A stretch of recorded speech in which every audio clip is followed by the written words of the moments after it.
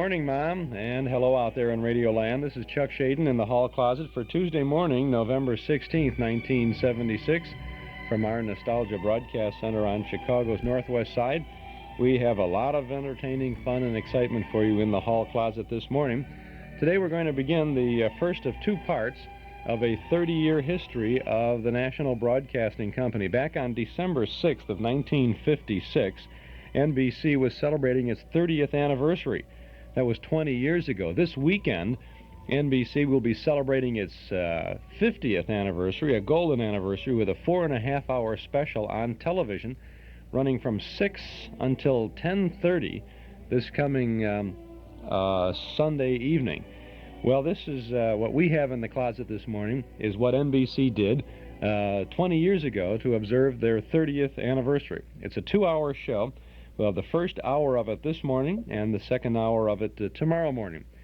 So I think you will find it very interesting. We're going to get into the first portion of part one of this show in just a moment. Chuck Shaden here with our hall closet on WXFM 106 on your FM dial. It's 2 minutes past 7 o'clock Northwest Federal Savings Time. The folks over at Imperial Leasing at 900 East Rand Road in Des Plaines have come up with an unusual idea for old-time radio fans. They will lease you our cassette tape of the month each month for only $170 a month. Now that's $170 for the cassette tape of the month. Of course, they will also give you an AM and FM stereo radio and cassette player and the 1977 Oldsmobile 98, all on the same monthly lease price. Now that's our regular cassette tape of the month, and this month our regular tape is Grand Central Station and the Great Gildersleeve. And you get a new tape each month, plus a quality AM and FM stereo radio cassette player, plus a 1977 Olds 98, all for just $170 a month. Good old-fashioned prices and service at Imperial Leasing Incorporated, 900 East Rand Road in Des Plaines. Give them a call and get all the details. Call 298-0011. Ask for the cassette tape of the month leasing plan from Imperial Leasing, 298-0011. Now we're going back to December 6th of 1956, just about 20 years ago, for a special, a very special broadcast on NBC. A 30-year history of NBC presented by the National Broadcasting Company. 30 years of NBC, 10,950 days, from the first vibrant voice of the radio network born in 1926 to the coruscating color of today's television. We conjure up memories as we go, listening to echoes of voices and sounds, to contemplate the three generations that are, that were, and that will be.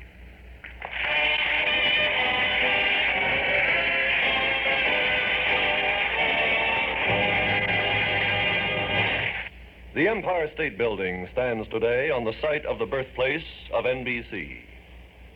30 years ago, the old original Waldorf Astoria Hotel occupied the spot. There, on November 15th, 1926, in the Grand Ballroom, they launched a network of 25 stations that ranged from Kansas City to Maine. That first program was a magnificent 4-hour and 24-minute radio spectacular, which, by the way, would be sensational even if repeated today. We can repeat a few features by reaching into the past and by recapturing some of the sounds from the days when NBC was born. There was, for example, a brief opening talk by NBC's first president, Merlin H. Aylesworth. Beginning tonight, you will receive a new thrill in radio. In the future, those engaged in productions will, through the power of radio broadcasting, with modern radio equipment, offer their talent, whether in song, drama, comedy, or orchestral music, with all of the... Walter Damrosch conducted the New York Symphony. Albert Stessel conducted the New York Oratorio Society. Tita Ruffo of the Metropolitan Opera sang. And the brilliant pianist Harold Bauer played exactly like this.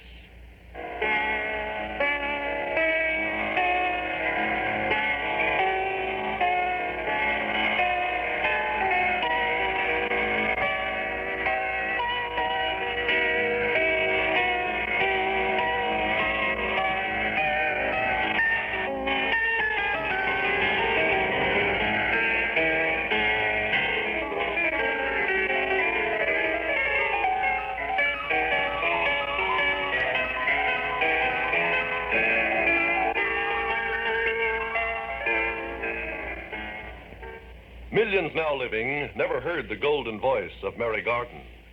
But from Chicago on November 15th, 1926, millions did hear her. About 5 millions at least.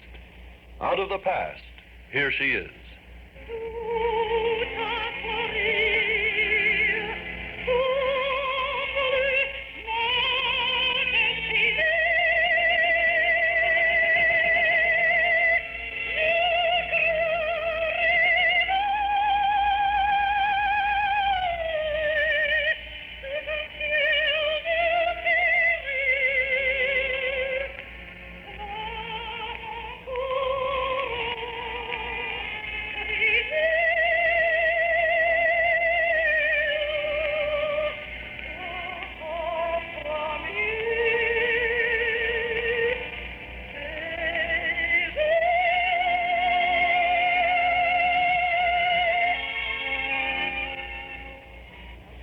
Comedy relief, too, in that first radio network. Back in 1926, the great musical comedy stars Weber and Fields did their bit. And then there was America's unforgettable humorist out in Kansas City. He spoke to us from the dressing room of a theater at the time. Will Rogers. It seems strange that we don't hold the automobile speed record. There's millions trying to break it every day.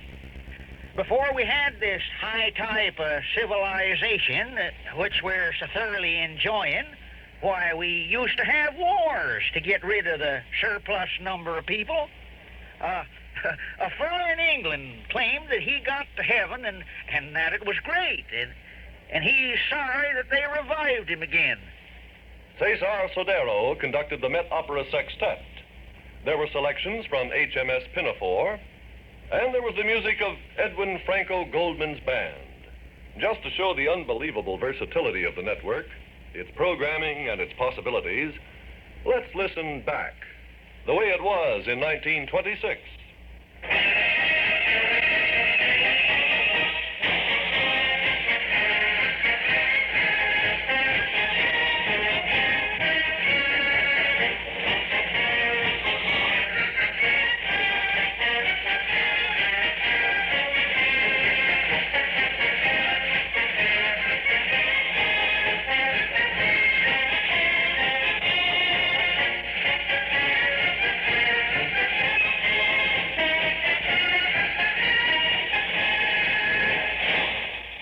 Now, don't get the notion that the first great network show was all long hair music. From 11:16 to sign-off time at 12:25, if you were wearing your earphones, you heard George Olson's band at the Hotel Pennsylvania. Then you heard from the Roosevelt Hotel Grill this famous greeting. This is Ben Burney, the voice of experience speaking. Elsa. And now the time has come to lend thine ears to Au revoir, pleasant ears. Au revoir, pleasant ears. Think about it. When requesting, proceed. Au revoir, a fond cheerio, a toodle-doodle, a bit of a sweet, God love you, and pleasant ears. Next, the dynamic B.A. Rolfs Orchestra went on the air from the Palais d'Or restaurant on Times Square.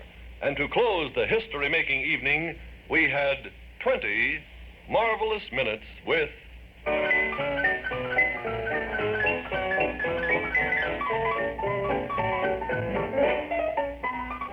Hello, everybody. Lopez speaking. That, then, by digging into now ancient files, is our effort to stir your memories and to keep a record, however fragmentary, of the greatest 4 hours in radio history. Because it started everything that has happened since. The first commercial ever to go on the air might just as well join our parade of memories. It was part of a 15-minute local show on good old WEAF, 4 years before the network was born. Want to hear it? Friends, you owe it to yourself and your family to leave the congested city and enjoy what nature intended you to enjoy. Visit our new apartment homes in Hawthorne Court, Jackson Heights, where you may enjoy community life in a friendly environment. And how about an early singing commercial? Tasty East is tempting to your appetite. Creamy, wholesome candy, try a luscious bite. Vitamins are hiding in this candy bar. Pep, vim, and vigor linger where they are. Children like this lovely, creamy food delight. Let them eat it daily, every morning, noon, and night. You will see them growing stronger every day, taking East's handy candy way. One of the most popular show ingredients that NBC ever contributed to our electronic entertainment was the team. As the great Goebel might say, you don't hardly have none of them anymore. I mean teams like Billy Jones and Ernie Hare. She's gone, let her go. You're not fast, but not too slow. She'll never find a fella like me. Just feel great, you just laugh. I tore up her photograph. She'll never find a fella like me. Then in the late 20s and early 30s, we had a great boy and girl team. How about dialing back into the past with Frank Crummett and Julia Sanderson? Same sort of world in the same round of joy. Same making eyes and the same tender sighs. Same moonlight walk. Yes. Same silly talk. Same old duets sung by Adam and Eve. Same sort of fibs that no one can believe. Oh, I thought the old game was one that I knew. I think you know it. But it's so different with you. And you have to be considerably more than 30 years old to remember when everything came to a standstill at 7 o'clock, while the whole country ran for its Nutridyne sets to hear...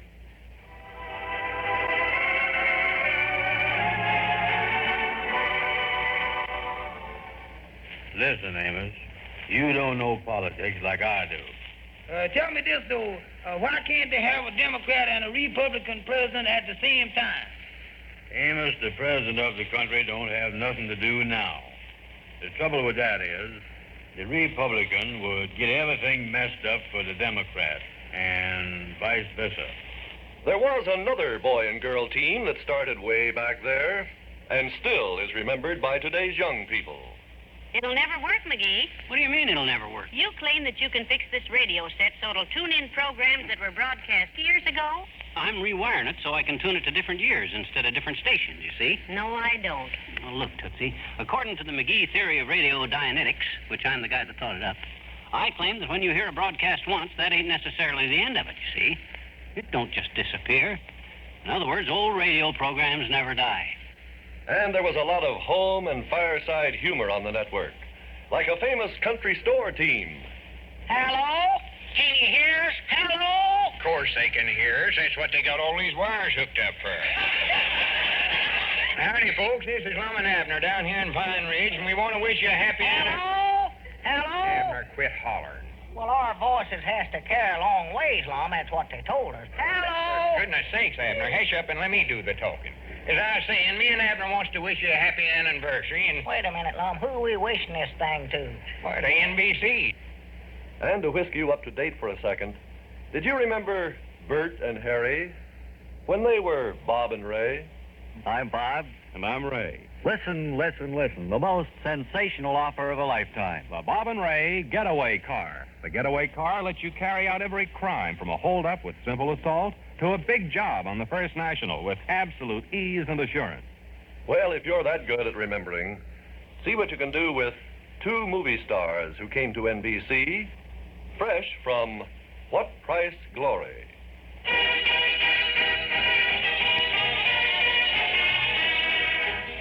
And now for those two great motion picture stars, Victor McLaglen and Edmund Lowe. Well, thank you, ladies and gentlemen. And we're very happy to be here for NBC's birthday. Yes, but I'm a little disappointed. Why isn't that big shot from New York here? Well, he had a slight accident this morning. He fell out of a swivel chair and his parachute didn't open. Victor McLaglen and Edmund Lowe, two characters who had old ladies waving parasols at streetcar conductors and using a newfound language. New for Grandma, that is. But before we bring you up to date, see if you can remember Bud Hewlick and Ralph Dumke like this. Gurney, how are your musicians tonight? Is this your all-boy orchestra here? That's my little group.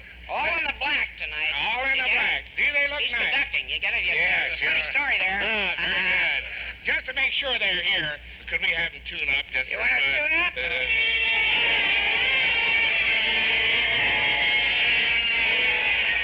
Just to make sure. Tickets for the NBC Symphony may be... Never mind, Gurney. Sound just like the Sisters of the Skillet, don't they? Well, we could go on forever, of course, but there's so much to tell. So let's end our reminiscing by bringing you one of the best-loved teams of today, a boy and girl team from 10 years ago. See if you recognize them. The letters that we get from people who listen to the radio program every morning, why, Tex, they're so constructive. I mean it. Even the ones criticizing it. There are lots of those. But I get a feeling of knowing the listeners really well on radio, and I never had that feeling in Hollywood. I think I know what you mean, Jenks. It was the same way in the newspaper business. You were sort of insulated against feeling the readers of a newspaper. On the radio, you always feel as if the listeners could reach out and shake your hand or poke you in the jaw. Wonderful memories we've stirred up for the old-timers. And for you kids who hear them for the first time, you should have been there. Ah, yes, you should have been there. Well, for a part of that, we were, huh? And we still are. This is the first section of the 30-year history of NBC. The network's salute to itself, rightly so, on its 30th anniversary back on December 6th of 1956. Actually, the first broadcast that NBC ever had, the first network broadcast, was November 15th of 1926, and we made note of that yesterday when we looked at our Nostalgia Almanac. We'll have more of this ahead of us. It just goes on and on and on like this. We have 45 minutes more of this in this morning's show, and then an hour tomorrow. So I think you find some of these things nice to hear. And you also notice that NBC itself, 20 years ago, digging back into their archives, didn't have all the very best sound quality either of some of these shows. But it's nice to have the shows, and it's nice to hear these bits and pieces. Chuck Shaden here in the hall closet on WXFM 106 on your FM dial. 34 degrees now. It's 18 minutes past 7 o'clock. I have a sound for you from our Christmas family pack from the hall closet. This is just one little scene from 3 hours worth of great Christmas time entertainment for you. Available on 3 cassette tapes for only $13 during the holiday season from the hall closet, Box 421, Morton Grove, 60053. Let's smile a little here. You know, Freddie, I've been wondering what to get you for Christmas. Believe me, I've combed every basement. Oh, any little thing will do, Jackie. It's not the gift. After all, it's the spirit in which it's given. That's right. You know, I like you, Fred. Well, I like you too, Jackie Wacky. And I enjoy your radio programs. You do? Uh-huh. You know, most people fall asleep when you're broadcasting. But me, I stay awake. I don't care what people say, you're great. Well, thanks, Fred. You know another thing, Freddie? I think you're wonderful in pictures. Really? Gee, with that face of yours and those bags under your eyes, what character parts you can play. Huh? Really? Certainly, but me, all I can be is a good-looking juvenile. Oh, brother. Jack Benny and Fred Allen in a Christmas department store doing some shopping for each other. They're in a bargain basement there. That's just a little comedy sketch. One of 4 great comedy sketches on our cassette special for Christmas, the family pack. We also have Bergen and McCarthy, Bob Hope and Frank Sinatra, and Fred Allen and the Mighty Allen Art Players with Santa Claus on a sit-down strike. Plus complete shows, The Adventures of Ozzie and Harriet, The First Nighter, Little Town of Bethlehem, starring Olin Soleil and Barbara Luddy, The Return of St. Nick on This Is Your FBI, and Ed Gardner and Jeff Chandler as a Christmas visitor on the Duffy's Tavern program. 3 full hours of wonderful Christmas time entertainment on 3 cassette tapes. Our Christmas family pack, only $13 from the hall closet, Box 421, Morton Grove, 60053. You can pick these up if you like at any office of Northwest Federal Savings. Now, our regular cassette tape for November features 2 more Christmas shows from radio's golden age, The Great Gildersleeve and Grand Central Station. This is another hour of vintage holiday sounds available during this month for only $5 from the hall closet, Box 421, Morton Grove, 60053. If you would like to have all 4 tapes now, our 3-tape Christmas Family Pack, plus the regular November cassette, send $18 to the Hall Closet, Box 421, Morton Grove 60053, or pick them up at any office of Northwest Federal Savings or at our Metro Golden Memory Shop at 5120 West Irving Park Road. But by mail, just send to the Hall Closet, Box 421, Morton Grove 60053.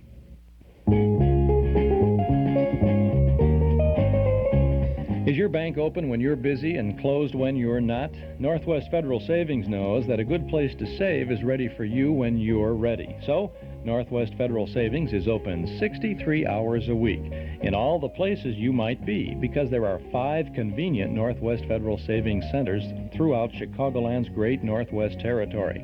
If you're shopping around 6 Corners, there's a Northwest Federal west of Cicero Avenue on Irving Park. Saving in Des Plaines, Northwest Federal's just east of the Tri-State on Dempster. Cashing a check in Norridge, well, Northwest is in the Harlem-Irving Shopping Center. Live near Edison Park? Save at Northwest just east of the train station. Looking for a loan in Arlington Heights? We're at Algonquin and Gulf. 5 convenient Northwest Federal Savings locations for all your savings needs. Open 63 hours a week to satisfy them all. It's Northwest Federal Savings Time, 63 hours a week. We'll have a nice time this Saturday evening at Northwest Federal on Irving Park Road, because our Memory Club will be getting together at 8 o'clock. Doors will open at 7:30 for the movie Mighty Joe Young. It's a 1949 monster movie, if you will. And Terry Moore, Ben Johnson, Robert Armstrong, and Joseph Young star in an updating of the King Kong idea. With all the special effects and excitement, a press agent finds a huge gorilla in Africa and brings it back to the United States as a nightclub act. And he has a dashing young tenor looking at the gorilla, and he sings, "Gorilla, my dreams I love." Okay. All right, I promise never again on that one. Mighty Joe Young coming up Saturday night in the Memory Club. Dues $1.25 a meeting. Doors open 7:30. The Memory Club with Mighty Joe Young this Saturday night. Now let us get back on our WXFM program to the NBC 30-year history from December 6th of 1956. Religious programs constitute one of the oldest services NBC has offered its audiences. The beautiful and impressive services of the 3 major faiths have been with us on our Sabbath days and on special festivals from the very beginning. National Radio Pulpit was the first to become a network program, followed almost immediately by the Catholic Hour and Message of Israel. Here's how it was a generation ago. Ladies and gentlemen, the National Broadcasting Company presents at this time each Sunday National Vespers, of which Dr. Harry Emerson Fosdick is the minister. Dr. Fosdick will now be heard in the call to worship. Or perhaps you tune to this program. The National Council of Catholic Men presents the Catholic Hour. Today is the 79th birthday of Pope Pius XI, to whom today's program is dedicated. Gathered here to do homage to His Holiness is a distinguished assemblage overflowing the world's largest and most beautiful broadcasting studio. The guest of honor, His Eminence Patrick Cardinal Hayes, Archbishop of New York, will speak to you later. Or you may remember this familiar sound. Tonight, the National Broadcasting Company, in cooperation with the United Jewish Laymen's Committee, presents the Message of Israel. Rabbi Louis Mann of the Chicago Sinai Congregation, Chicago, Illinois, will deliver the sermon, and Rabbi Abraham L. Feinberg of Mount Nebo Temple, New York City, will preside. If you remember Religion in the News, you'll remember a program which set forth pretty well the idea of the NBC service concept. Here's Walter Van Kirk. There's just one thing I want to say before I report the news in the world of religion. This religious newspaper of the air, made available to you every Saturday at this hour through the courtesy of the National Broadcasting Company, has a policy of strict fairness to all religions. If it were otherwise, I wouldn't be here. I don't propose to waste my time or yours by engaging in a lot of senseless chatter about the alleged shortcomings of this faith or of that. Catholics and Protestants and Jews will get a square deal from Religion in the News. The public reaction to NBC's service to the religious groups and organizations is best reflected in the following, and they're all congratulatory. Messages from Louis Finkelstein, President, Jewish Theological Seminary of America, from His Eminence Francis Cardinal Spellman, from Dr. Ralph W. Stockman. Also, there are greetings from Dr. De Sola Poole, Rabbi of the Spanish-Portuguese Synagogue, Norman S. Getz, President, Federation of Jewish Philanthropies of New York, the Right Reverend Monsignor Fulton J. Sheen, Catholic University, Washington, John W. Babcock, President, National Council of Catholic Men, Frank C. Goodman, Executive Secretary, Federal Council of the Churches of Christ in America, Samuel McCrae Cavert, General Secretary, the Federal Council of the Churches of Christ in America, and Mrs. Mary Margaret Henry, President of the National Council of Catholic Women. It's easy to determine when the first variety show appeared on NBC. The first program of November 15th, 1926 was, without question, the biggest and best as well as the first. But the pattern of a star headliner and assorted guests got started just about a year after the network began. Remember this pioneer? In a kleine Städtele, du Davnen auf Schabes, haben die Timmense Herren, die schönste Ballabaten in Städtel, einer a Schneider, der zweite a Schuster, und die dritte a Balagula, die schönste Ballabaten in Städtel. Al Jolson singing his favorite song, The Cantor on the Sabbath. Just about a year later, in 1929, Rudy Valley took the Bobby Soxers by storm with his show. One of his greatest guest spots was the feud between Charlie McCarthy and the never-to-be-forgotten W.C. Fields. Let's tune back to those days. Hello, Mr. Fields. Hello, blood poison. You know, Charlie really loved you, Mr. Fields. Yes, I do. But I don't think Mr. Fields loves me. Now, listen, that's gone far enough. I've been a gentleman up to now. Why, what's the matter, Bill? Well, he's not going to tell me I don't love him. I'll break every knot in his body. About a year later, we were to hear the debut of one of our greatest humorists, a man whose wit and satire has left an indelible mark upon radio. I have been asked to make an announcement of minute importance, ladies and gentlemen. Oh, now wait. Now, order, please. If that's some poker player calling for chips, I'll be down there with a chip On my shoulder before you can put out the kitty. Hello.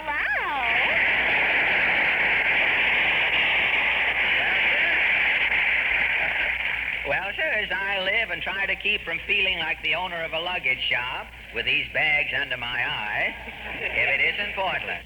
And who will forget the famous feud, with Fred hurling insults every week, friendly ones, of course, at a certain Waukegan violin player. Remember that other famous team, way back when? Mary, is there something you want to say? Do I? I've been working on this all night. What? My poem. Honey, I felt that. Well, go ahead, read it. All right.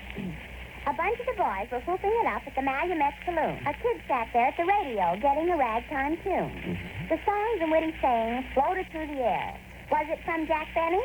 We don't know and we don't care. Wow. Then, in 1933, another graduate of Vaudeville made his debut on NBC. The remarkable part of this fellow is he's still with us. And what a record he has in service to his audiences, at home and abroad, in peace and, well, here's how the servicemen remember him. And now we find Bob and Skinny Ennis at Camp San Luis Obispo. Come on, Skin, we got to go into the quartermaster's office and get some equipment. Oh, quartermaster. Just a minute, fellas. I'm busy back here with a government issue. Oh, Professor, kiss me again. Of course, the government doesn't issue this to everyone.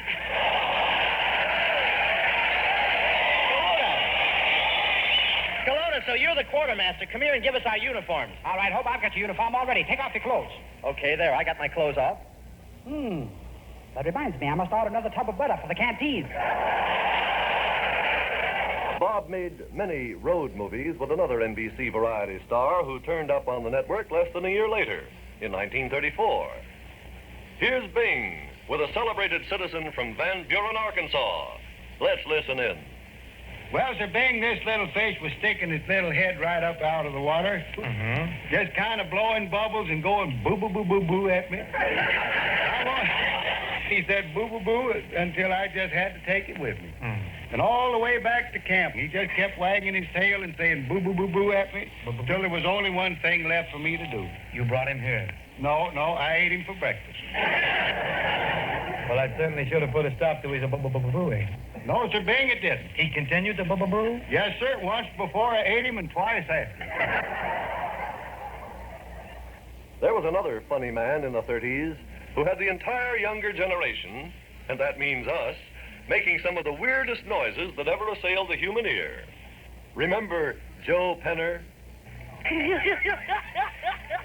You want to buy a duck? No. Under no circumstances? Under no circumstances. You nasty man! What's the easiest way to raise corned beef and cabbage? With a knife and fork. Don't never do that! But there were different kinds of variety, so many, in fact, that it's just impossible to list them all. How about this team out of 1932? Well, here's one from Chicago, Illinois. Oh, I've been around that. Dear Chief, I'm in love with a girl. Yeah. And when I'm with her, I feel that I could kiss her till the cows come home. Oh, great. But I'm afraid because their two brothers are policemen, and I'm afraid they'll come home early and catch me. What shall I do? Sign, in love. You're in love. I can understand you wanting to kiss her till the cows come home. But as you are afraid that two brothers will catch you, and as they are policemen, you better kiss her till the bulls come home. Another one with a familiar voice at the helm, a voice with the dignity of a bishop and the program format that started quite a few of our modern stars on their way to fame. Here's a collector's item. Frank Sinatra in a network debut with the majestic Major. Who'll speak for the group? I will. I'm Frank Major. We're looking for jobs. How about it? Everyone that's ever heard us liked us. We think we're pretty good. And we play real swing music, too. Real modern swing music, ultra-modern music. What's your tune? The Curse of an Aching Heart. Curse of an Aching Heart. You made me what I am today. I hope you're satisfied. You drag me down and down until the soul within me dies.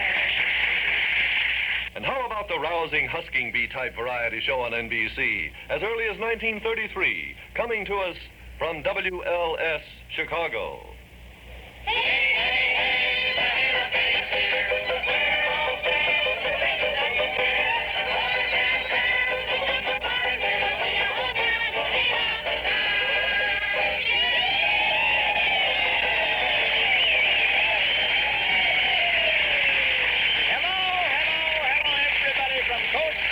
First on the docket, the good old Hoosier Hot Shot. Are you ready, Heather?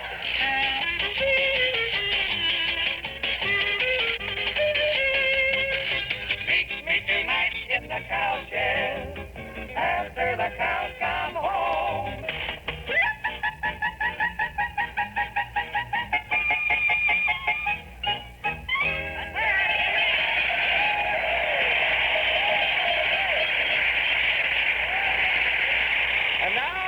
Sisters. Just a little bit south of North Carolina, that's where my thoughts all stray. To the one I love best in South Carolina, I'm going back someday. I can hardly wait to see the face of the one I idolize. Just a little bit south of North Carolina, do-do-do-do-do-do. I will find paradise with you.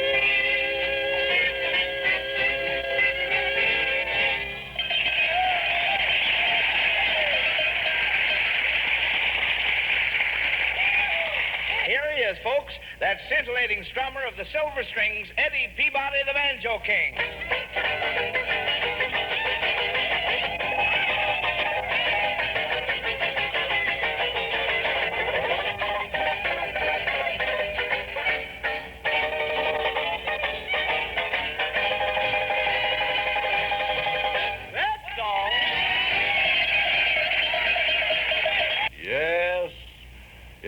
came out of those wonderful machines in our living rooms. Machines that we hadn't quite gotten used to. This was the way one lady listener put it in 1926. Well, you know, whenever a song finishes on the radio, I always start to get up to turn off the record. She does. That's what she does. You know, it's funny how they call a radio a machine, isn't it? I certainly never think of a radio as a machine. No moving parts in there other than the dial. And don't touch that dial because we have more of the 30-year history of NBC coming up ahead of us. This is a broadcast from 20 years ago on December 6th of 1956, celebrating the 30th anniversary of the National Broadcasting Company. In this last little segment of that, you heard him talk about the WLS barn dance. WLS was an independent station in Chicago, not affiliated with a network at all, but and the barn dance was broadcast for 3 hours or so every Saturday night here in Chicago on WLS, but 30 minutes of it went on the National Broadcasting Company network, and it was heard. Now, I often thought about it, and I never really got around to digging into it, but I wondered what WMAQ carried in Chicago while the barn dance was being broadcast on WLS, because they didn't carry the barn dance on NBC in Chicago because it was already being broadcast on WLS, all while the other network stations carried it. So NBC had to do, WMAQ had to do their own local programming. I wonder what that was. Well, these little wonderings keep it all very interesting, and we dig deep and back and check it out for you, and sometimes you check and let us know, and it's all nice to share these things, isn't it? We enjoy sharing the good old shows with you every day, Monday through Friday, from 7 until 9 right here on WXFM 106 on your FM dial. My name is Chuck Shaden. It's 23 minutes before 8 o'clock this Saturday afternoon on our Those Were the Days program, just down the dial on WNIB. That's at FM 97. We're going to be riding the radio range with some Western shows, and we'll have Hopalong Cassidy, Death Valley Days, Dr. Six Gun, The Cisco Kid, Frontier Town, and The Roy Rogers Show. And Roy's going to tell the story of Pecos Bill. I think you may remember that, one of the favorite Roy Rogers stories. So we'll have a good afternoon this Saturday from 1 to 5 on our Those Were the Days show on WNIB. We always have a lot of good things lined up for you, and you can always find out exactly what we have, when we're going to have it, and where you'll find it when you subscribe to our Nostalgia newsletter and radio guide. It contains the complete schedule of all of the shows that we offer throughout the week on a number of Chicagoland stations, plus articles from and about the past. Lionel Barrymore as Ebenezer Scrooge is on the cover of our Nostalgia newsletter and radio guide for December, and that's just the first of 32 pages of fun and memories that you'll always have at your fingertips when you subscribe to our Nostalgia guide. A one-year subscription is now only $7, and you can subscribe right now when you call us at 545-2260. That's 545-2260. Just give us your name and address. We'll begin your subscription with the new December issue. We'll include an invoice for your 12 months of good reading and good information. Dial us up at 545-2260. Our December newsletter, by the way, has an original radio script in it, written for the newsletter, exclusively for us by Phil Leslie, who actually wrote the good old Fibber McGee and Molly shows in the 1940s and 50s. The script is called Christmas with Fibber McGee, and in this story, Chuck Shaden, you know him, he pays a visit to 79 Wistful Vista, where he finds the Squire of Wistful Vista wrapping Christmas presents and trimming the tree. Chuck helps out, and Fibber provides lots of good comedy, and I think you'll enjoy an original radio script for us. This is probably the first original radio script written by a radio writer in 25 years. We also have reprint articles from Christmas 1945, how the movie stars planned to celebrate the first peacetime holiday in 4 years. 1942, an article about Baron Munchausen. Another in 1947 about singer Frankie Lane, and several other things too. I think you'll find it all of interest and lots of fun to have. Subscribe now to our Nostalgia newsletter and radio guide. A year's subscription, just $7. Begin your subscription with the Happy Holiday issue for December. Call us now at 545-2260. 545-2260, or send $7 to Nostalgia Newsletter, Box 421, Morton Grove, 60053. And if you'd like to give the newsletter as a Christmas gift to someone, we'll send them a note from you, and we'll send the bill to you.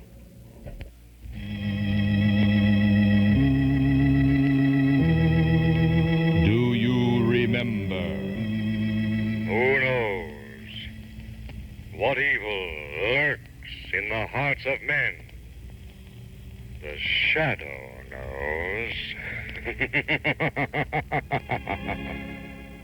I don't see you there!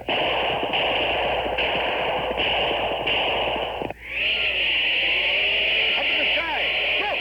It's a giant bird! It's Superman! The golden days of radio, brought back once more by Mark 56 Records. What wonderful memories. Relive them again with The Shadow, The Lone Ranger, The Green Hornet, Burns and Allen. You can buy these and over 100 other original radio broadcasts on Mark 56 LP Records. A gift for remembering. Major Bowes, Tarzan, The Whistler. Available at all Corvette record departments for $3.99. Chuck Shaden here in the hall closet on WXFM 106 on your FM dial. Sunny and a bit warmer today. I will be in the middle or upper 40s. Tonight fair, not quite so cold with a low around 30 degrees. Tomorrow Wednesday, mostly sunny with a high around 50. Presently it's 34 degrees along the lakefront, 24 at the airports. Humidity is 78% and the wind out of the south at 6 miles an hour. We'll get back to our 30-year history of NBC in just a moment. For Frigidaire Appliances, it's Townhouse TV and Appliances at 7243 West Touhy Avenue. For Sony Trinitron Color TV, it's Townhouse.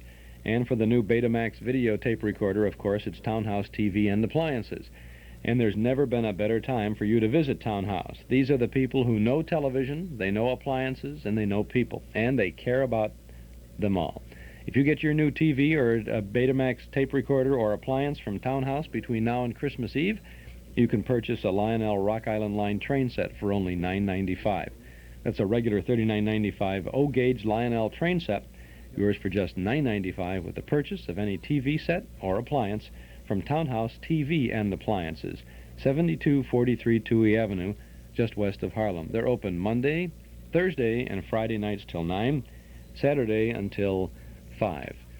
Now it's time for us to return to the next portion of this 2-hour-long 30-year history of NBC as it was originally broadcast on December 6th of 1956. NBC radio and television today are so thoroughly a part of the American home, and the modern woman is a person of so many interests that you'll probably find it difficult to decide what constitutes a woman's program. When NBC radio was young, we had some pretty impressive programming for the lady of the house.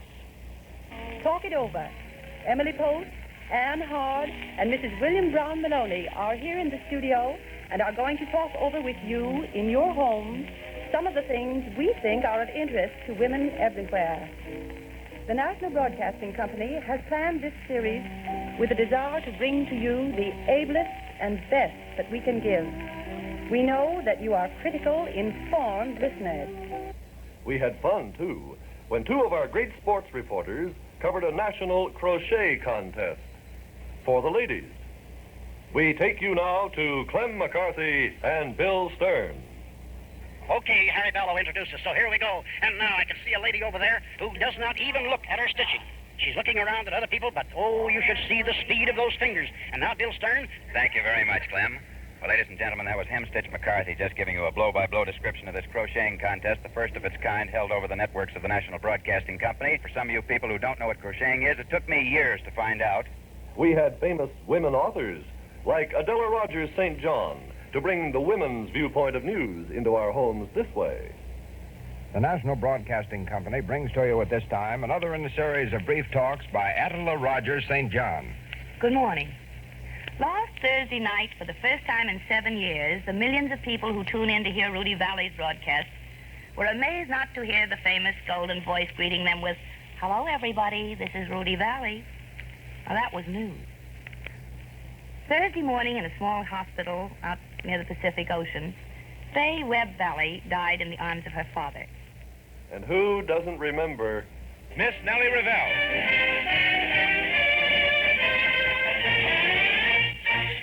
Hello there, Nellie. How are you? Hello, Jack. Well, today it's going to be my pleasure to interview an ex-wrestler, an ex-baseball player. Wrestler, baseball player? Why, Nellie, I thought, believe it or not, Bob Ripley was your guest today. Well, I am interviewing Bob Ripley, artist, author, radio entertainer, and impresario of oddities.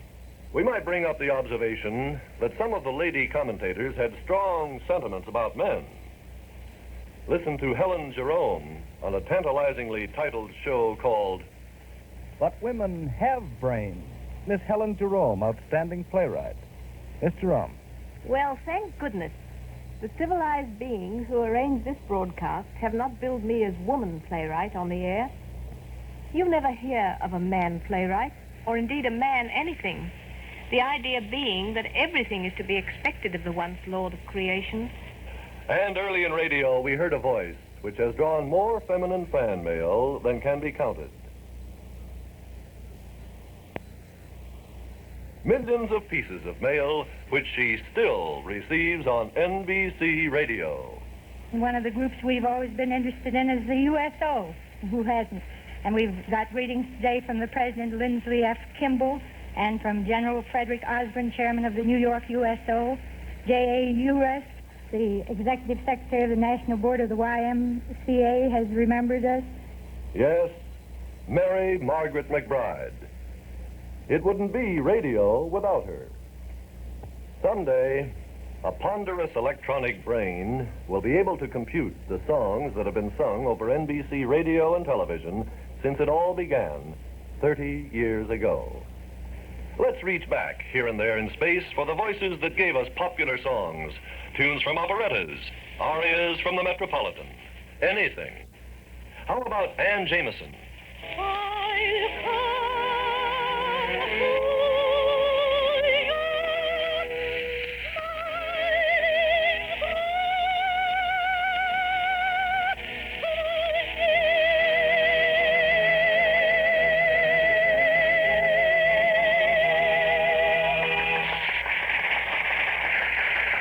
Or the silver-masked tenor, Joe White.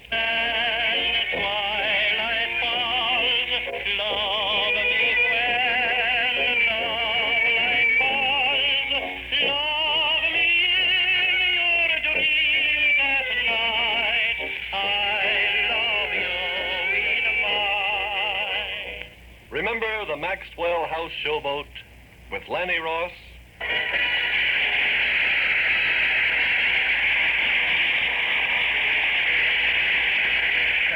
Thank you. That makes me feel like saying, moonlight and roses bring wonderful memories of you. And the revelers? Just feel great, you just laughed. I tore up her photograph. She'll never find a fella like me. She has that kind of skin you love to touch. And that is how I got in Dutch. Those things never get you much. Well, let's not speak of that. Well, let her go far and wide. I enjoyed the buggy ride. She'll never find a fella like me. And a very young and beautiful Connie Boswell. I can't go on.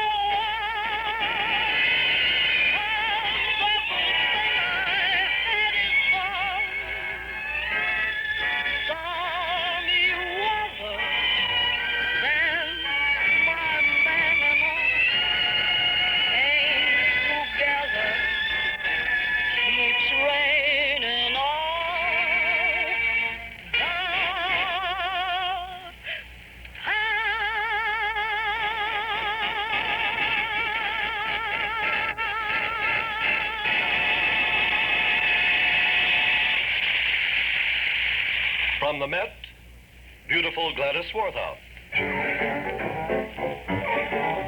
Tonight may be the night when he will appear. Tonight may be my true lover is here. He may be a forever, he may be a vaquero, or he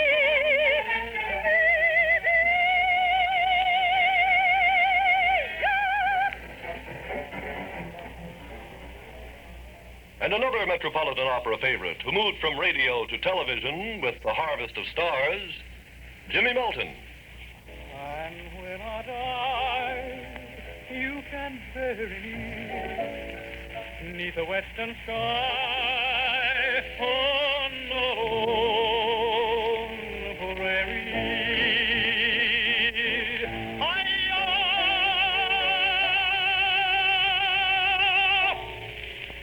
And while we're rushing through this great array of sound, let's not forget some of the pioneers. Vaughn DeLeith, for instance. And I listen to them croon. There's two lonesome people in the whole wide world. That's me and the man in the moon. Just before I'm counting sheep. And how about Lucille Manners?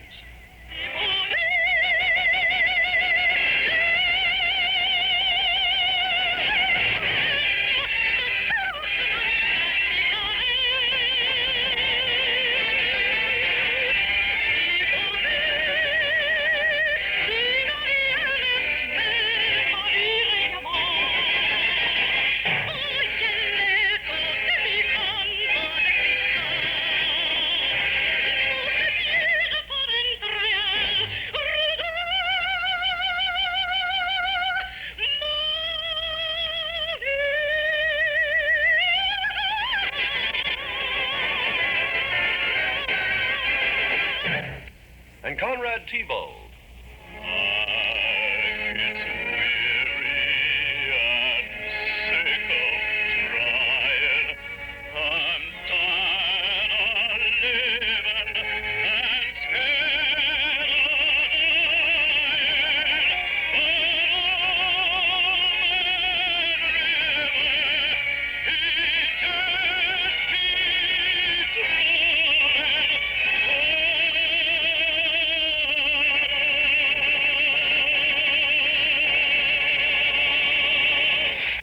And for a fast switch, how about Ukulele Ike, Cliff Edwards?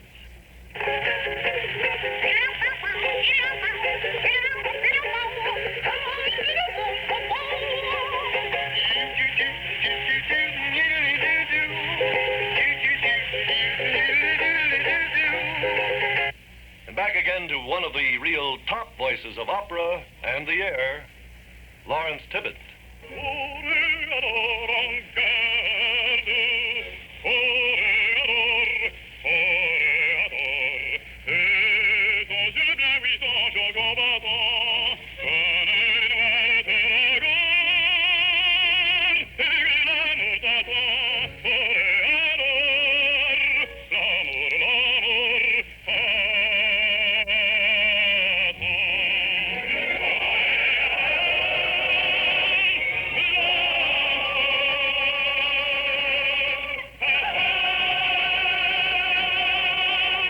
And the roster wouldn't make old-timers happy without a few seconds with Ruth Etting.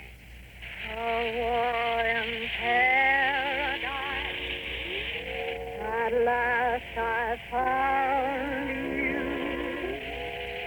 Land of make-believe.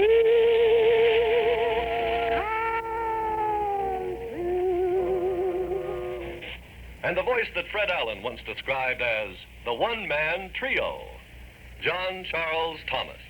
In Jerusalem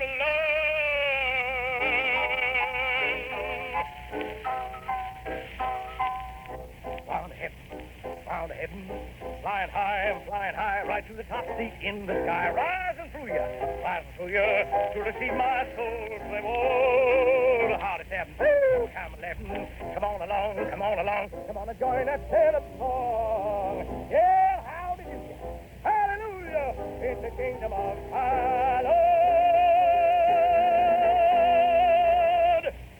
Or maybe you'd like to hear one of the early Sweethearts of the Air. Here's Jessica Dragonette.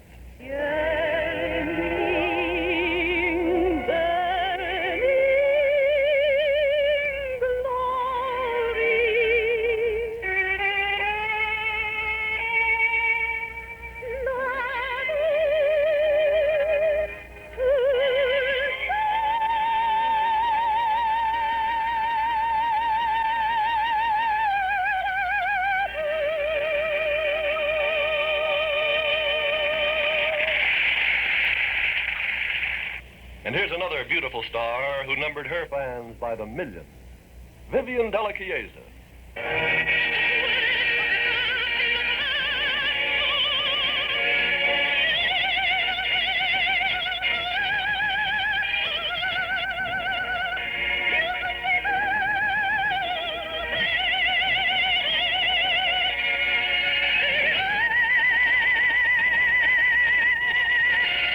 All wonderful voices heard many times on NBC wavelengths all over America. But there was one sound, a sound which sang, a sound not made with voice, a beautiful sound we'll never hear again, except right here.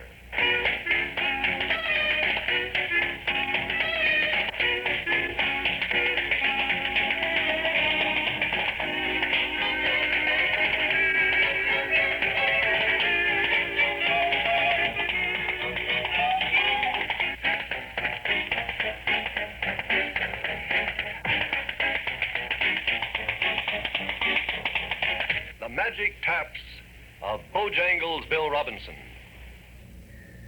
This is a great show, isn't it? This is really nice. This is part of the 30-year history of NBC that they presented on their radio network back on December 6th of 1956. Happy birthday, NBC, celebrating this week 50 years of broadcasting and telecasting.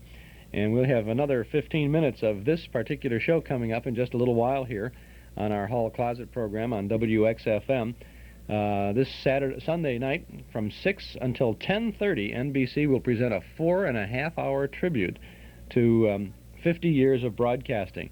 All NBC material. You may have heard Greg Garrison, who is producing and directing that particular show, talk about it on our Those Were the Days program earlier this year. I think in September, we've met Greg out in California, and it's got to be a sensational program. They're going to have, I don't think they will give radio its due. I just don't think that, because television is very visual and they don't want to spend too much time on something that's not visual. But I think it should be a very, very good program.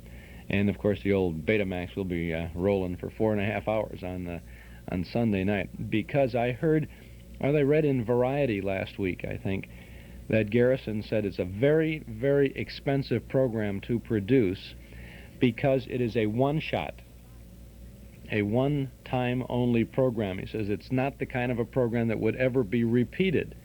They'll never repeat it. There'll be no reruns, and it's one time only because it's a 50th anniversary salute to NBC. So, boy, you know, if you miss it, you've missed it.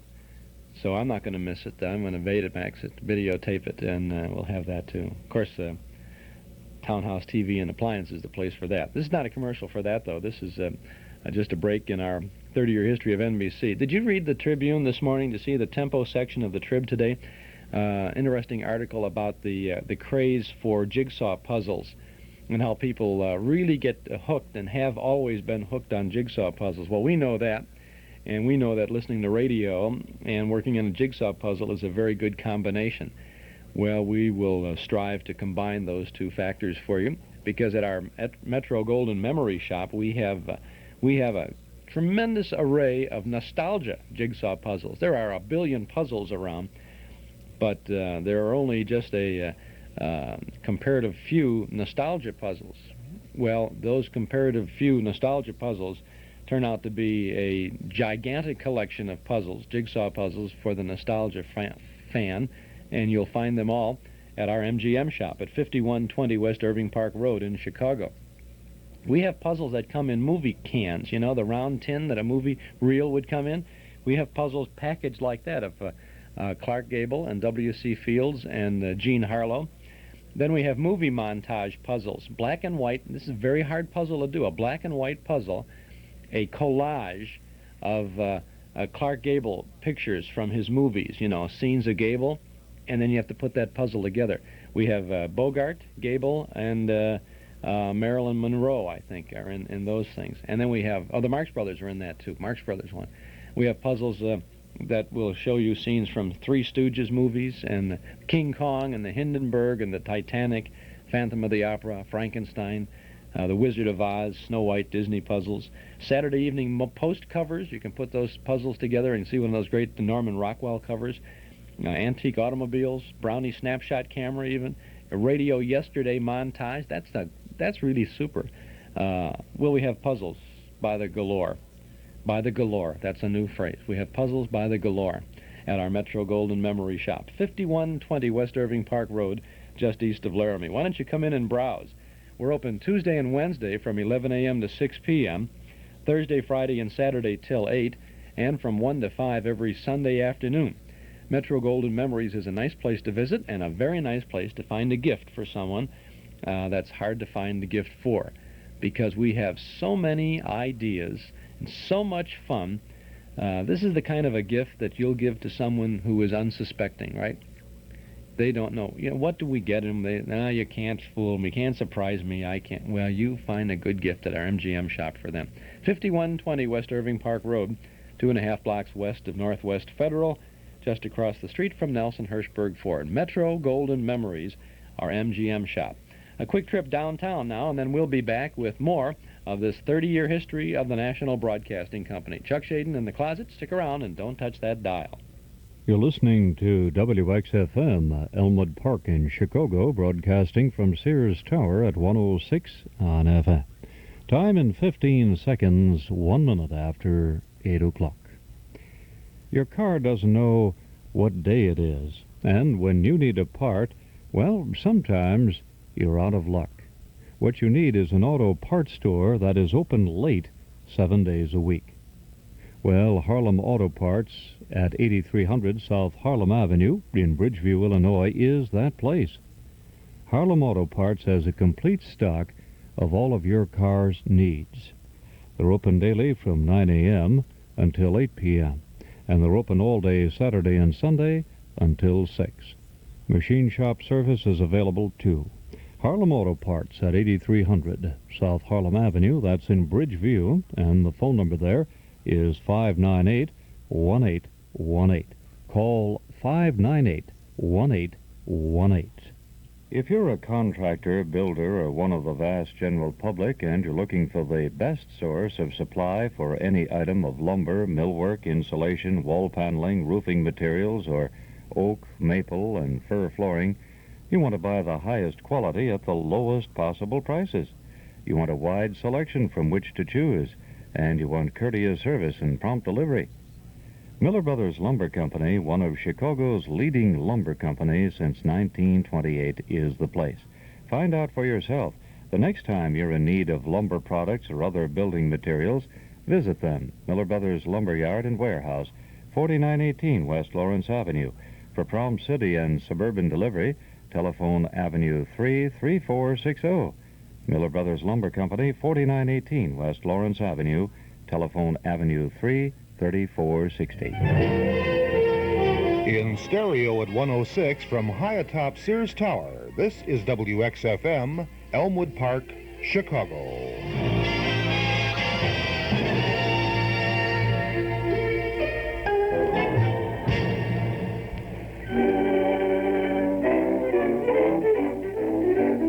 And here's the Cinnamon Bear. Yes, it's the Cinnamon Bear, Patio Cinnamon and his friends, Judy and Jimmy, searching for the silver star for their Christmas tree. They'll be coming your way every day, Monday through Friday, at this time, right here in the hall closet, beginning this coming Friday morning, November 19th.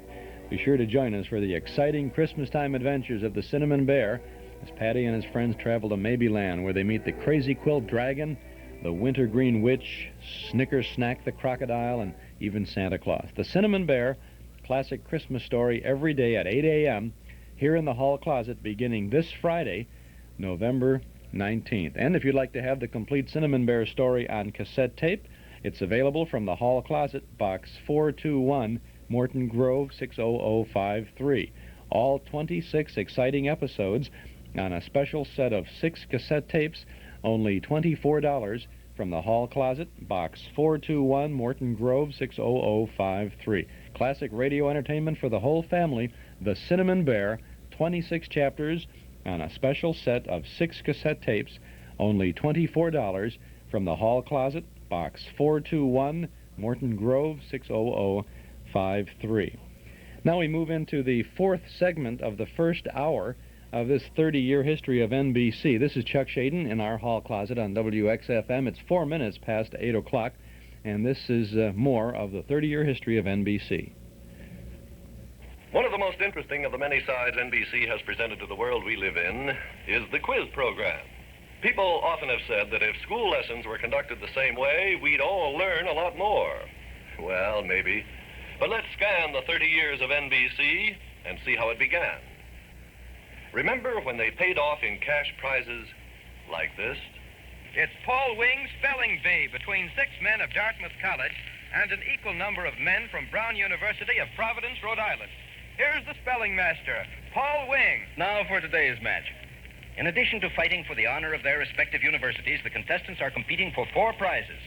$25 for the best speller of all, $15 for the second best speller on the winning team, $15 for the best speller on the losing team, and $10 for the second best speller on the losing team. And now, Arthur, who's the first speller? Then the money went up to impressive heights like this. Good afternoon, ladies and gentlemen. Vox Pop, the voice of the people, is on the air at the stage entrance of Radio City Music Hall Theater in New York. Jerry Belcher and Parks Johnson, as usual, pop the questions. To the 5 persons whose questions are adjudged best will be presented the gorgeous Elgin men's wristwatch. To everyone who submits a question, whether or not it is accepted, will be given a package of 5 Molay razor blades. So, here they are. For your interview, Parks, you ready? All right, Mr. You President. bet I'm ready, Jerry. Come up here, please. Now, tell me, please, are you working in an organization? Knowledge was paying off all right, but was it worth coming back next week? Listen to True or False, if you will, like this.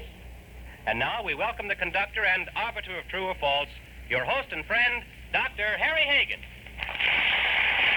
Thank you. Everybody on True or False wins a prize, one of those attractive Williams gift kits. There's one for each of our 12 contestants tonight. And more than that, Dr. Hagan has 5 crisp $5 bills for the members of the winning team this evening, and $25 for the grand winner of the entire contest. So let's get on with True or False and find out who that grand winner's going to be. And perhaps you remember this one. Presenting Dr. IQ. Thank you, ladies and gentlemen. All right, Donald Out, our first contestant of the evening, please. I have a lady here, Doctor. $6 for the correct answer to this one. The former capital of China was named Peking. By what name is this city now known? No coaching, please. I'm sorry, Doctor, I don't know. Peking. However, give that lady a box of 24 bars of chocolate Milky Way and 2 tickets to next week's production here at the Chicago Theater, Daughters Courageous. Next came a program which started a whole new approach. The listening audience asked the questions, and the answers came from the performer's mic. Listen.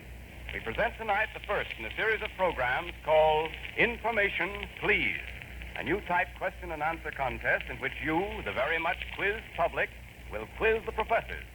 If your questions are used, you are entitled to $2 for each one and $5 additional if the board fails to answer your question correctly.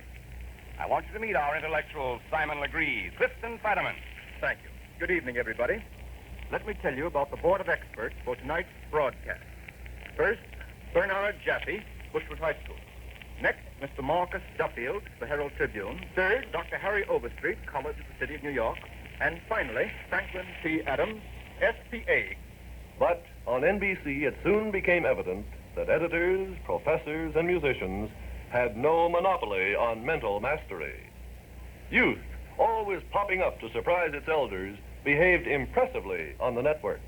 Hello, everybody. The quiz kids with me tonight are Richard Williams, age 11, Joan Bishop, 14, Harvey Fishman, 11, and Gerard Darrow, 9. Now, Richard, listen to this problem. Suppose some 60 million people are listening, and everyone shook hands with everyone else, and if the handshakes click off at the rate of 1 a second, how long must the party last to get everybody acquainted? And you have only a little while to get your answer, Richard, so you get to work. Richard, do you have that math problem? 57,077,624 and 6/10 years. Today, things are just a little different. Not too long ago, a modern quiz kid type young man came to NBC television's the big surprise. His was a weekly step-by-step exposition of trading on that complex of all complexities, the stock market.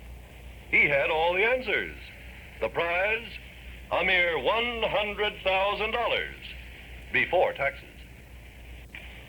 Patriotism is a thing for which no one takes bows. But for the record, NBC gave its share of men and minds to the war effort. Before Pearl Harbor and during the years of crisis. It's best typified by this program.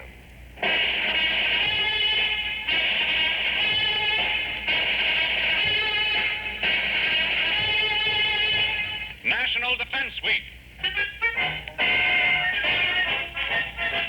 The Reserve Officers Association of the United States presents When Country Calls, a true story of our war for independence, with Jackie Cooper, Edward Arnold, Claire Trevor, Edmund Lowe, Alan Dinehart, Michael Kent, Tristram Coffin, and John Fee. Written especially for radio by Captain Charles D. Bayless.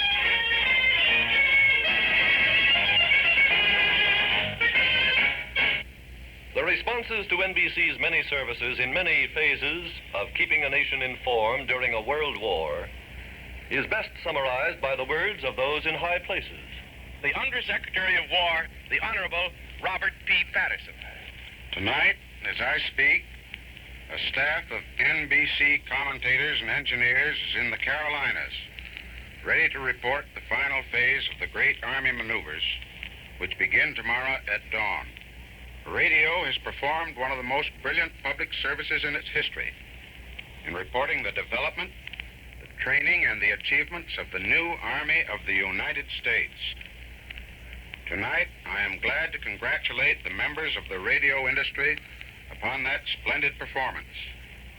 Radio has helped to make this the best informed nation in the world.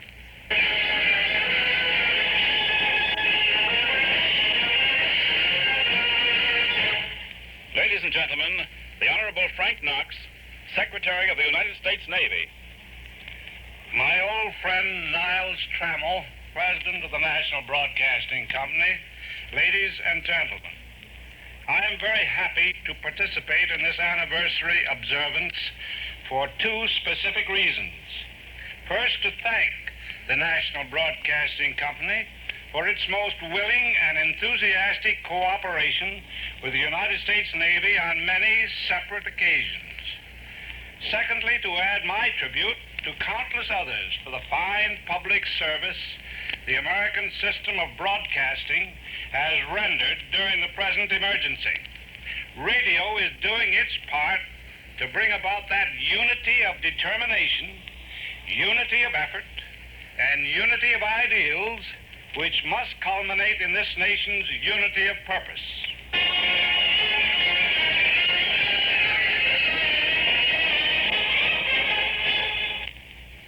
When NBC was less than 6 weeks old as a network, we were flexing our coast-to-coast muscles with a New Year's Day 1927 football game featuring Graham McNamee's description of the Stanford-Alabama game at the Rose Bowl.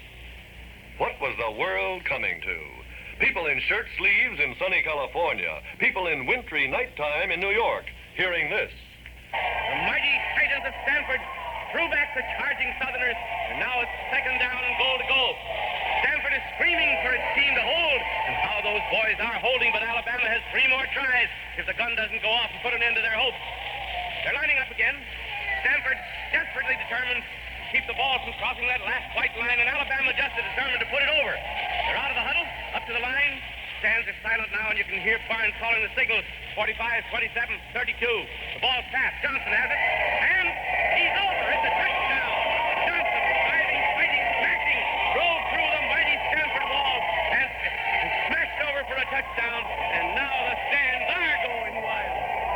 Then on another occasion, there was the breathtaking play in another Rose Bowl game when the antics of a dazed player gave the listening audience a case of coast-to-coast apoplexy. Roy Riegels, the California center, scooped up a Tech fumble deep in Tech territory. He got bumped around a bit, finally got squared away, and he saw a couple of goalposts and started for home. Unfortunately, it was his own home and not the opposition's, and how he did go down that field. Benny Lom, that fast California back, took out after him, but Regals was an inspired runner for the moment, and Lom couldn't stop him until he had reached his own 2-yard line. And since sports broadcasting started an immeasurable skein of firsts for NBC, it might be worthy of note that on September 22nd, 1927, with the network less than a year old, 69 stations brought this thriller to the nation from Soldiers Field, Chicago, the famous Long Count. Johnny shot a hard left to Dempsey's face, which he follows up with 2 mean lefts to Dempsey's face. Then he lands a right, and then Dempsey comes back, and now, Johnny is down! Johnny is down! From a barrage of lefts and rights to the jaw of the head. Count is going on, Johnny still down. Dempsey is on the other side of the ring now. 8, 9, Johnny is up, and now they're at it again. And then suddenly Gene did leap in with the right and the left as he did so. The bell rang, and it was almost a new champion. Almost, but not quite. Take it away, Phil. Yes, not quite, Graham. Gene Tunney has never been knocked down before, but he certainly hit the canvas this time. But Dempsey made the fatal mistake of standing over Gene when he fell instead of backing to the opposite corner. And several very, very valuable seconds elapsed before Dempsey woke up and moved away and let the count go on. Now see if you recall this famous voice bringing the network the first broadcast of a Kentucky Derby in 1929. And round the far turn, Clyde Van Dusen is still kicking mud on the 20 youngsters behind him. He leads into the home stretch by 2 lengths. And the favorite, Blue Larkspur, in the famous Colonel Bradley colors, makes one last challenge, but he can't do it. But look out, on the outside, here comes the California colt, Nature. He's coming at Clyde Van Dusen, but jockey Tony McCarthy shakes his whip, and the son of mighty man of war comes away. Clyde Van Dusen by 3 lengths. And Clem McCarthy covered the first broadcast of the Preakness with the same staccato description. Will Whirlaway insist on going to the outside, or will he stick to the rail? And here comes the answer, fans. Arturo is asking Whirlaway for speed, and Whirlaway is fairly shouting to the colts in front of him, "Get out of my way. Here I come." And Whirlaway dashes through on the inside. He's fifth. He's second. He turns for home in the lead, runs on away, and Whirlaway wins the Preakness by 6 lengths. 30 thrilling years with McNamee, White, Hicks, Bond, Slater, McCarthy, Wilson, Stern, Nelson, and many more. As we stood on the brink of television, we heard Bill Stern. Just a few moments ago, a game ended in Dyke Stadium in Evanston, Illinois. A great football game which was won by the Buckeyes of Ohio State 39-27. They beat the Northwestern Wildcats. It began 7-0, and it kept changing all afternoon long. And not until the final gun had sounded were we sure who the winner was, because the Northwestern Wildcats, even though defeated, were fighting their way back and clawing like tigers as they attempted to get back into the running. It hasn't all been boxing, football, and horse races. The record of firsts includes baseball, tennis, yacht races, auto, canoe, soapbox, and frog jumping races, basketball, Olympics, track. And television of 1956-57 notwithstanding, a lusty youngster called Monitor now breathes weekend vigor into many more of America's favorite outdoor activities like this. The Masters tournament has reached the big moment. Lindsey Nelson's on the scene for Monitor, so let's go there. Hello, everybody. This is Lindsey Nelson speaking from the Augusta National Golf Club in Augusta, Georgia. Dr. Kerry Middlecoff will be playing up to 18 here. If he gets his par 4 on 18, he will be in with a 71, 1 under par, a 280, and he will be the winner of the Masters tournament. Middlecoff shot up now as they race across the fairway. He's up on the green, right to the pin, and almost made it. And there it is. That's the first half of NBC's 30-year history of NBC. Kerry Middlecoff making it there. Broadcast from December 6th of 1956. A montage of sounds from the National Broadcasting Company 20 years ago as they observed their 30th anniversary. Another hour of this is before us, and we'll have that tomorrow morning beginning at 7 o'clock. And tomorrow we'll have... let's see, some of the things we'll have. Let's see, the NBC, the City Service Orchestra, Glenn Miller, Kay Kaiser, the Ipana Troubadours, Toscanini and the NBC Symphony, the Telephone Hour, Monitor, NBC Bandstand, Groucho Marx, Meet the Press, and then they even move into the early TV years, because by 1956, you know, they've only been on worrying about television there for 7 or 8 years, I would say. Milton Berle, Dave Garroway, Steve Allen, Howdy Doody, George Goebel, Eddie Fisher, Sid Caesar, Perry Como, and many others. So the last half of this will be presented tomorrow morning here in our hall closet. A salute to NBC on their 50th anniversary as we replay this 30th anniversary special. Chuck Shaden with you in the hall closet every day, Monday through Friday from 7 until 9, with all the good old radio shows at 106 WXFM, a good place for all the good radio sounds. 19 minutes past 8 o'clock, 34 degrees, sunny and a little warmer today with a high in the mid or upper 40s. I have a sound for you now from our Christmas family pack from the hall closet. This is one of the most warm-hearted radio shows that I've ever heard, and it's a Christmas story, and it's part of our tape special. This is a scene from This Is Your FBI.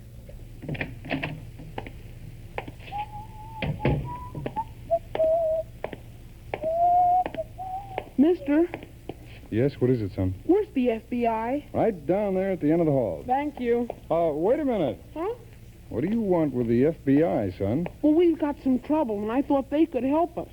Well, I'm a special agent. You think I could help? Are you a G-man?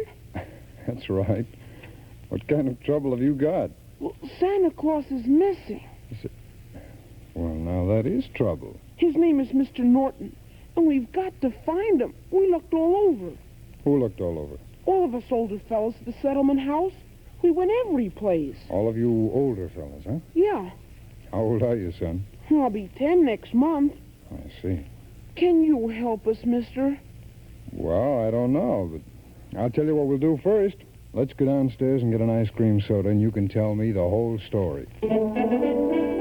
That's a scene from This Is Your FBI, story called The Return of St. Nick, a broadcast from Christmas Eve, 1948. That's just one of a lot of good listening, one program from a lot of good shows on our Christmas tape special, our family pack for Christmas, which you can get for only $13 from the hall closet, box 421, Morton Grove, 60053. In addition to This Is Your FBI, we have a Duffy's Tavern program for you. Archie, the manager of the tavern, is feeling very Scrooge-like because old man Duffy didn't give him a very good Christmas bonus. Archie is very down on Christmas. Then Jeff Chandler, a Christmas visitor, comes in on the scene. You'll find that a very warm-hearted program. Then the Christmas present agreement is the topic on the adventures of Ozzie and Harriet, and Little Town of Bethlehem, the famous sacred Christmas story on The First Nighter, stars Olin Soule and Barbara Luddy. And then there's comedy, wonderful Christmas comedy on an hour cassette too. We have Charlie McCarthy and Edgar Bergen. Charlie's trying to recite The Night Before Christmas. Has to do that before Bergen gives him his Christmas gift. Then we have Bob Hope and Frank Sinatra as singing floor walkers in a Christmas department store. Jack Benny and Fred Allen touching bases there as they seek to find a Christmas gift for each other in a Christmas bargain basement. And then the Mighty Ellen Art Players and Santa Claus on a sit-down strike. 3 hours, 3 cassettes. Wonderful holiday entertainment for only $13 from the hall closet, box 421, Morton Grove, 60053. You can pick these tapes up at any office of Northwest Federal Savings. Our regular cassette tape for November features 2 more Christmas shows from radio's golden age. That's The Great Gildersleeve and Grand Central Station. This hour of vintage holiday sounds is available this month for only $5 from the hall closet, box 421, Morton Grove, 60053. If you'd like to have all 4 tapes, now the 3-tape Christmas family pack, plus the regular November cassette, send $18 to the hall closet, box 421, Morton Grove, 60053, or get them at any office of Northwest Federal Savings or at our Metro Golden Memory Shop at 5120 West Irving Park Road. But by mail, just send to the hall closet, box 421, Morton Grove, 60053. 34 degrees now, 23 minutes past 8 o'clock. I think it's time for us to take a look into our Nostalgia Almanac for this day, November 16th. Actor Burgess Meredith was born 68 years ago in Cleveland, Ohio in 1908. On this day in 1960, 16 years ago, the film Butterfield 8 had its world premiere. Elizabeth Taylor, who did the film only because she had to complete her contract with MGM. It was the last film that she was to do for MGM. She had to get it out of the way, out of her contract. She called the film a piece of junk. She said, I didn't like it, I hated it. But she won the Academy Award for Best Actress for her performance in it. Butterfield 8 premiered this day in 1960. In 1896, 80 years ago on this day, a man was born in Peoria, Illinois, and he grew up to become one of the most beloved radio performers of all time. His name was Jim Jordan, and he was born in Peoria on this day, November 16th, in 1896. He's 80 years old today. Jim Jordan was Fibber McGee on the radio, and he and his wife Marion came up to Chicago in the very early 1930s, where they worked for radio station WENR. And Jim and Marion were on a number of different programs. The Smith family, they worked in Kelton Meyer's Kindergarten and a show called Smack Out. And then in 1935, the Johnson's Wax Company of Racine, Wisconsin, wanted Jim and Marion to come up with an idea for a nighttime radio show so they could use to sell their car wax. Carnu is what they call it. So along with writer Don Quinn, Jim and Marion put together the proper chemistry, and they came up with Fibber McGee and Molly. And today Jim Jordan is 80 years old. He's alive and well and healthy, living in Beverly Hills, California. He just taped, I think, a Chico and the Man TV show as a guest, and that'll be coming up soon. We don't have a date on that yet. We'll keep you advised on that. And of course, the great contribution to radio and to our life and to the lives of many of us was Jim Jordan's contribution as Fibber McGee. I almost forgot I have to run down to the grocery store. Oh, yeah, but I'll be back in a half hour or so, dear. Yeah, but... Oh, this is a fine state of how-do-you-do. Nobody to tie me up. Shucks. Well, maybe if I go out on the porch, some neighbor will give me a hand. Oh, there comes Foggy Williams. I'll bet he... Oh, no, that ain't Foggy. Oh, he looks like a good guy, though. Hey, Bud, you got a minute to spare? I'm in rather a hurry, mister, but what's on your mind? Look, Bud, I wonder if you'd mind doing me a favor. This may sound a little silly to you, but come on in the house. Well, go ahead. What's on your mind? Well, I'm practicing a little magic here, see? Some rope escape tricks like Houdini and those guys used to do, see? Yeah? So I wonder if you'd mind tying me up with this clothesline. My wife is out, and I want to practice getting loose before she gets back. You want me to tie you up? Yeah, just wrap this rope around me good, tie my feet and ankles, and... Well, this is a new one. Oh, but give me the rope. I'll take a loop around your wrist. Yeah. Like this. Then run it around. Lay me down here on the davenport. Yeah. Now across your chest. And a half hitch around both ears. Ooh. And I'll loop it around your ankles. Not too tight now, Bud. You're strangling my ankles. Oh, I'm sorry. I'll loosen it a little. Yes, sir. Then around your knees a few times, and there. That tight enough? Yeah, that's swell, Bud. Well, you got some dandy knots in there. These knots don't seem to slip. No, they won't slip. I appreciate all this cooperation. This is my business, you know. Your business? Tying people up? No, robbery. Huh? I'm a burglar by trade. Now, raise up a little. You're lying on your wallet. Hey, put that back. What? You give me the phone. Call the cops. Call my wife. Now, just relax, Pop. This won't hurt a bit. Now, where do you keep your silver? In the sideboard? The silver? Why, no. The silver's right through that door, Bud. That door there. Oh, thanks. This one? That's the one. Just yank it off it, Bud. Get me out of there!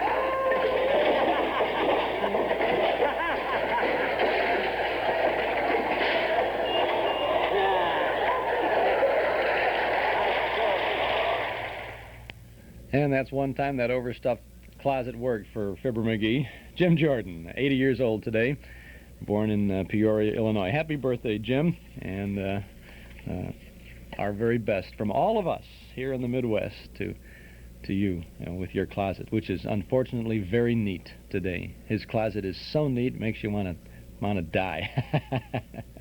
Well, let's see, continuing to look at our Nostalgia Almanac. This is Chuck Shaden on WXFM 106 on your FM dial. 28 minutes past 8 o'clock. All the happiness that Jim Jordan has given us over the years, and some very personal happiness, too, as we've been able to work with him a few times, and you have had a chance to know him and to visit him when we see him out in California. A little sadness on this day. 16 years ago, in 1960, the King, Clark Gable, died at the age of 59. Clark Gable, whose career spanned the silent screen days and right into the late 50s and early 60s. He died at the age of 59, 16 years ago, 1960. And his talent, of course, continues to live on, as witnessed the fact that over 100 million people saw his performance in Gone with the Wind when it was presented on television a week ago. On this day in 1935, November 16th, 41 years ago, there was pandemonium at the Hippodrome Theater in New York. It was opening night for Billy Rose's Jumbo, and the performances of Paul Whiteman and his orchestra, and the star, Jimmy Durante, brought first-nighter audiences to their feet, screaming for more. Schnazola Durante on Broadway in Billy Rose's Jumbo on this day, opening day, 41 years ago, 1935. Sound of Music, The Sound of Music, opened on Broadway on November 16th of 1959, 17 years ago. And the #1 song on the hit parade for November 16th in 1946. What do you think it might have been? Well, we'll have it for you, and Frank Sinatra will sing it in just 1 minute.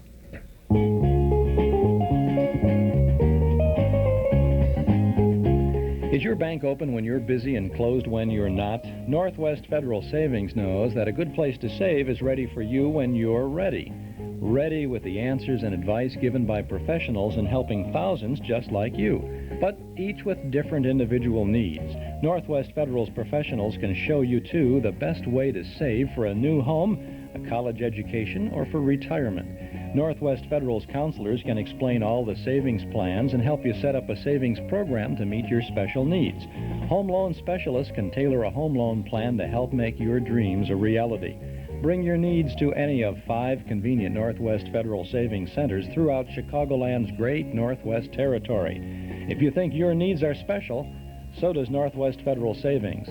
All the time, because Northwest Federal Savings keeps the best hours yours. It's Northwest Federal Savings time, 63 hours a week. What were you doing back in 1946? Were you around at all? You remember that time in your life? Was 1946 an important year for you?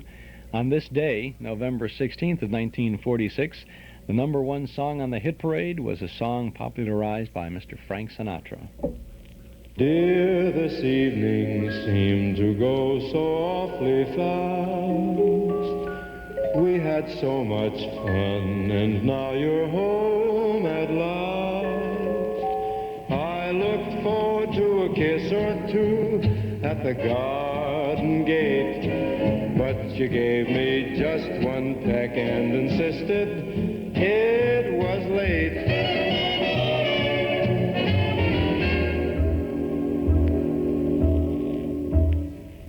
Give me 5 minutes more, only 5 minutes more. Let me stay in your arms.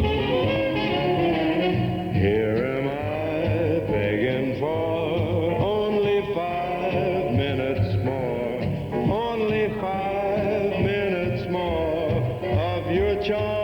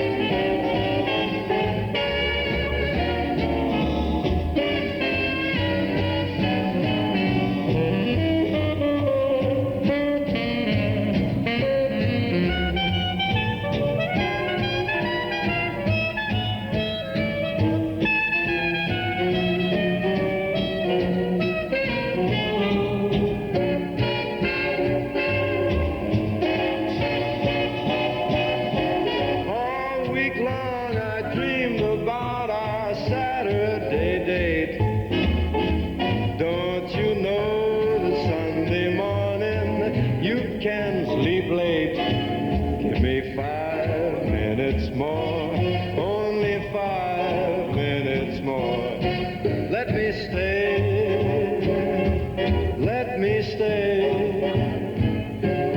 in your arms. Ah, come on. That's Frank Sinatra with the #1 song on the hit parade on this day, November 16th, 1946. 5 minutes more. Chuck Shaden here in the hall closet on WXFM 106 on your FM dial. Tomorrow we'll take another peek at our Nostalgia Almanac and take a look at some things that happened on November 17th. The people at Imperial Leasing at 900 East Rand Road in Des Plaines would like you to think today, November 16th, about making something happen, about getting our cassette tape of the month automatically each month. You can do it for only $175 a month. Of course, they'll throw in a brand new 1977 Buick Electra and the quality AM and FM stereo radio and cassette player to boot. Imperial Leasing knows that it can be fun to lease a car, and that it can be even more fun to lease a car equipped with a radio cassette player and our hall closet cassette tape of the month. So now, when you lease your new 1977 Electra for $175, they'll give you that AM and FM stereo cassette player with the car, and you'll automatically get our cassette tape of the month each month. An unusual idea, isn't it? Well, unusual ideas have made Imperial Leasing in Des Plaines one of the leading lease companies in the Midwest. Check them out. Get good old-fashioned lease prices and service and our cassette of the month. Call for details. Imperial Leasing, 298-0011, 900 East Rand Road. Give them a call. Ask for the cassette leasing program. Imperial Leasing, 298-0011. A couple of minutes ago, we were talking about Jimmy Durante appearing on Broadway on this day in 1935. Gave us an idea that maybe we ought to listen to Jimmy Durante on this day in 1976. The other night, I'm walking home and feeling so gay. When I'm walking home, I'm always that way. What a home I got. The kitchen is delightful. The living room is grand. And the bathroom is out of this world, which makes it a little bit inconvenient. When I opened up my door, I got the grandest surprise. All my friends were there, and they began to harmonize. Happy birthday, Jimmy! Happy birthday! Happy birthday! Wait a minute. Curb your enthusiasm. This isn't my birthday. It isn't? No, but it's the birthday of someone near and dear to me. It's my nose's birthday, not mine.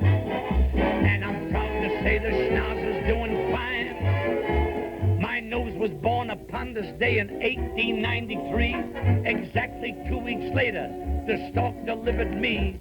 It was the first time in history that a nose outweighed the child. When I was born, my dad took one look at my schnoz and said to the stork, "Take that back." Just because our country's emblem is an eagle, that don't mean we have to raise one. But in spite of my dad, the schnoz and I are closer than Damon and Petinius. Not even a mustache has ever come between us. I tried to raise a mustache once, and what happened? Nothing. It wouldn't grow in the shade. It's sabotage. But I am as happy as I can be, 'cause it's my nose's golden anniversary. Looking back over the years, the schnoz and I weathered many a storm. I remember years ago my first train ride. I was in a lower berth when I decided to call the porter. So I stuck my nose out through the curtain, and what happened? The porter came by, grabbed my schnoz, and before I could pull it back in, he brushed it, shined it, polished it, and said, "Now where's the other shoe?" A big tear started to roll down my nose, and it's a brave tear that'll start on a trip like that. I felt sorry for the schnoz, but I'm proud of him. Why? I'll tell you. The schnoz was never unreasonable. He never asked for no French roll handkerchiefs. He didn't need no French roll handkerchiefs. A wipe of the cup was enough. Yes, and I'll never forget the time the schnoz saved my life. It was one of those sultry weekends at the beach. I'm in the water swimming the Australian crawl when I find myself face to face with a vicious swordfish. He was about to attack, but after taking a second look at me, the swordfish said, "I give up. You're equipped with a superior weapon." So you see, I'm as happy as I can be, 'cause it's my nose's gold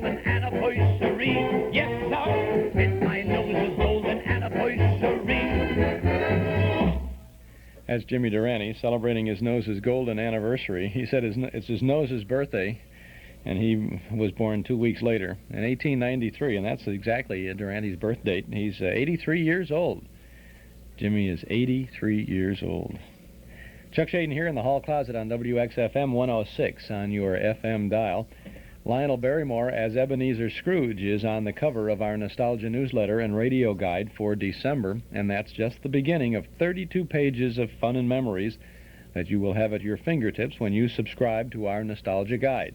A one-year subscription is only $7, and you can subscribe right now if you'll call us at 545-2260. 545-2260. Just give us your name and address. We'll begin your subscription with the upcoming December issue. We'll include an invoice for your 12 months of good reading and good information. 545-2260.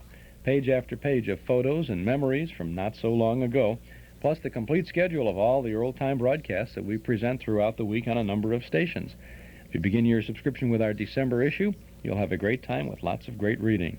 Subscribe now. Give us a call at 545-2260.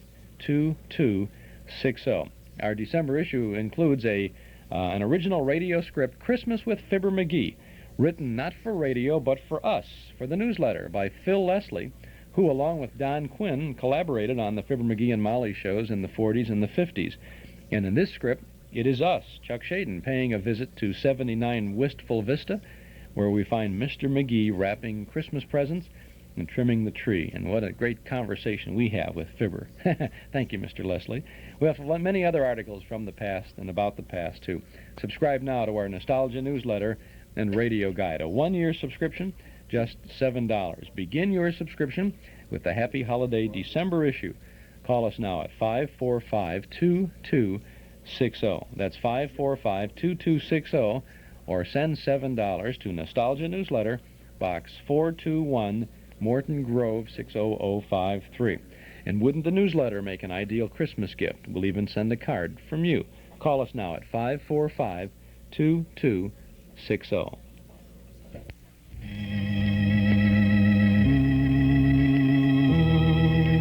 Do you remember? Who knows what evil lurks in the hearts of men? The shadow knows. Hail Silver!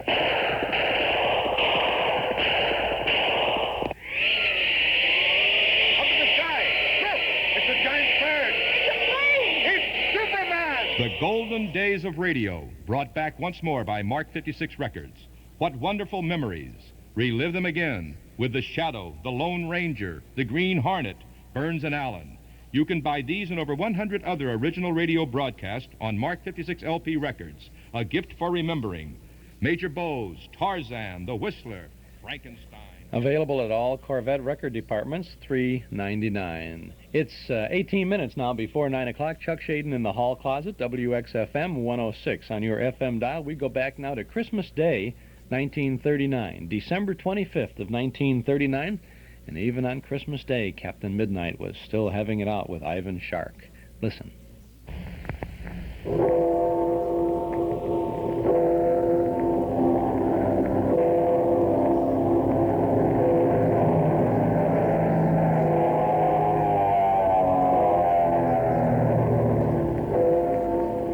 The Skelly Oil Company presents Captain Midnight.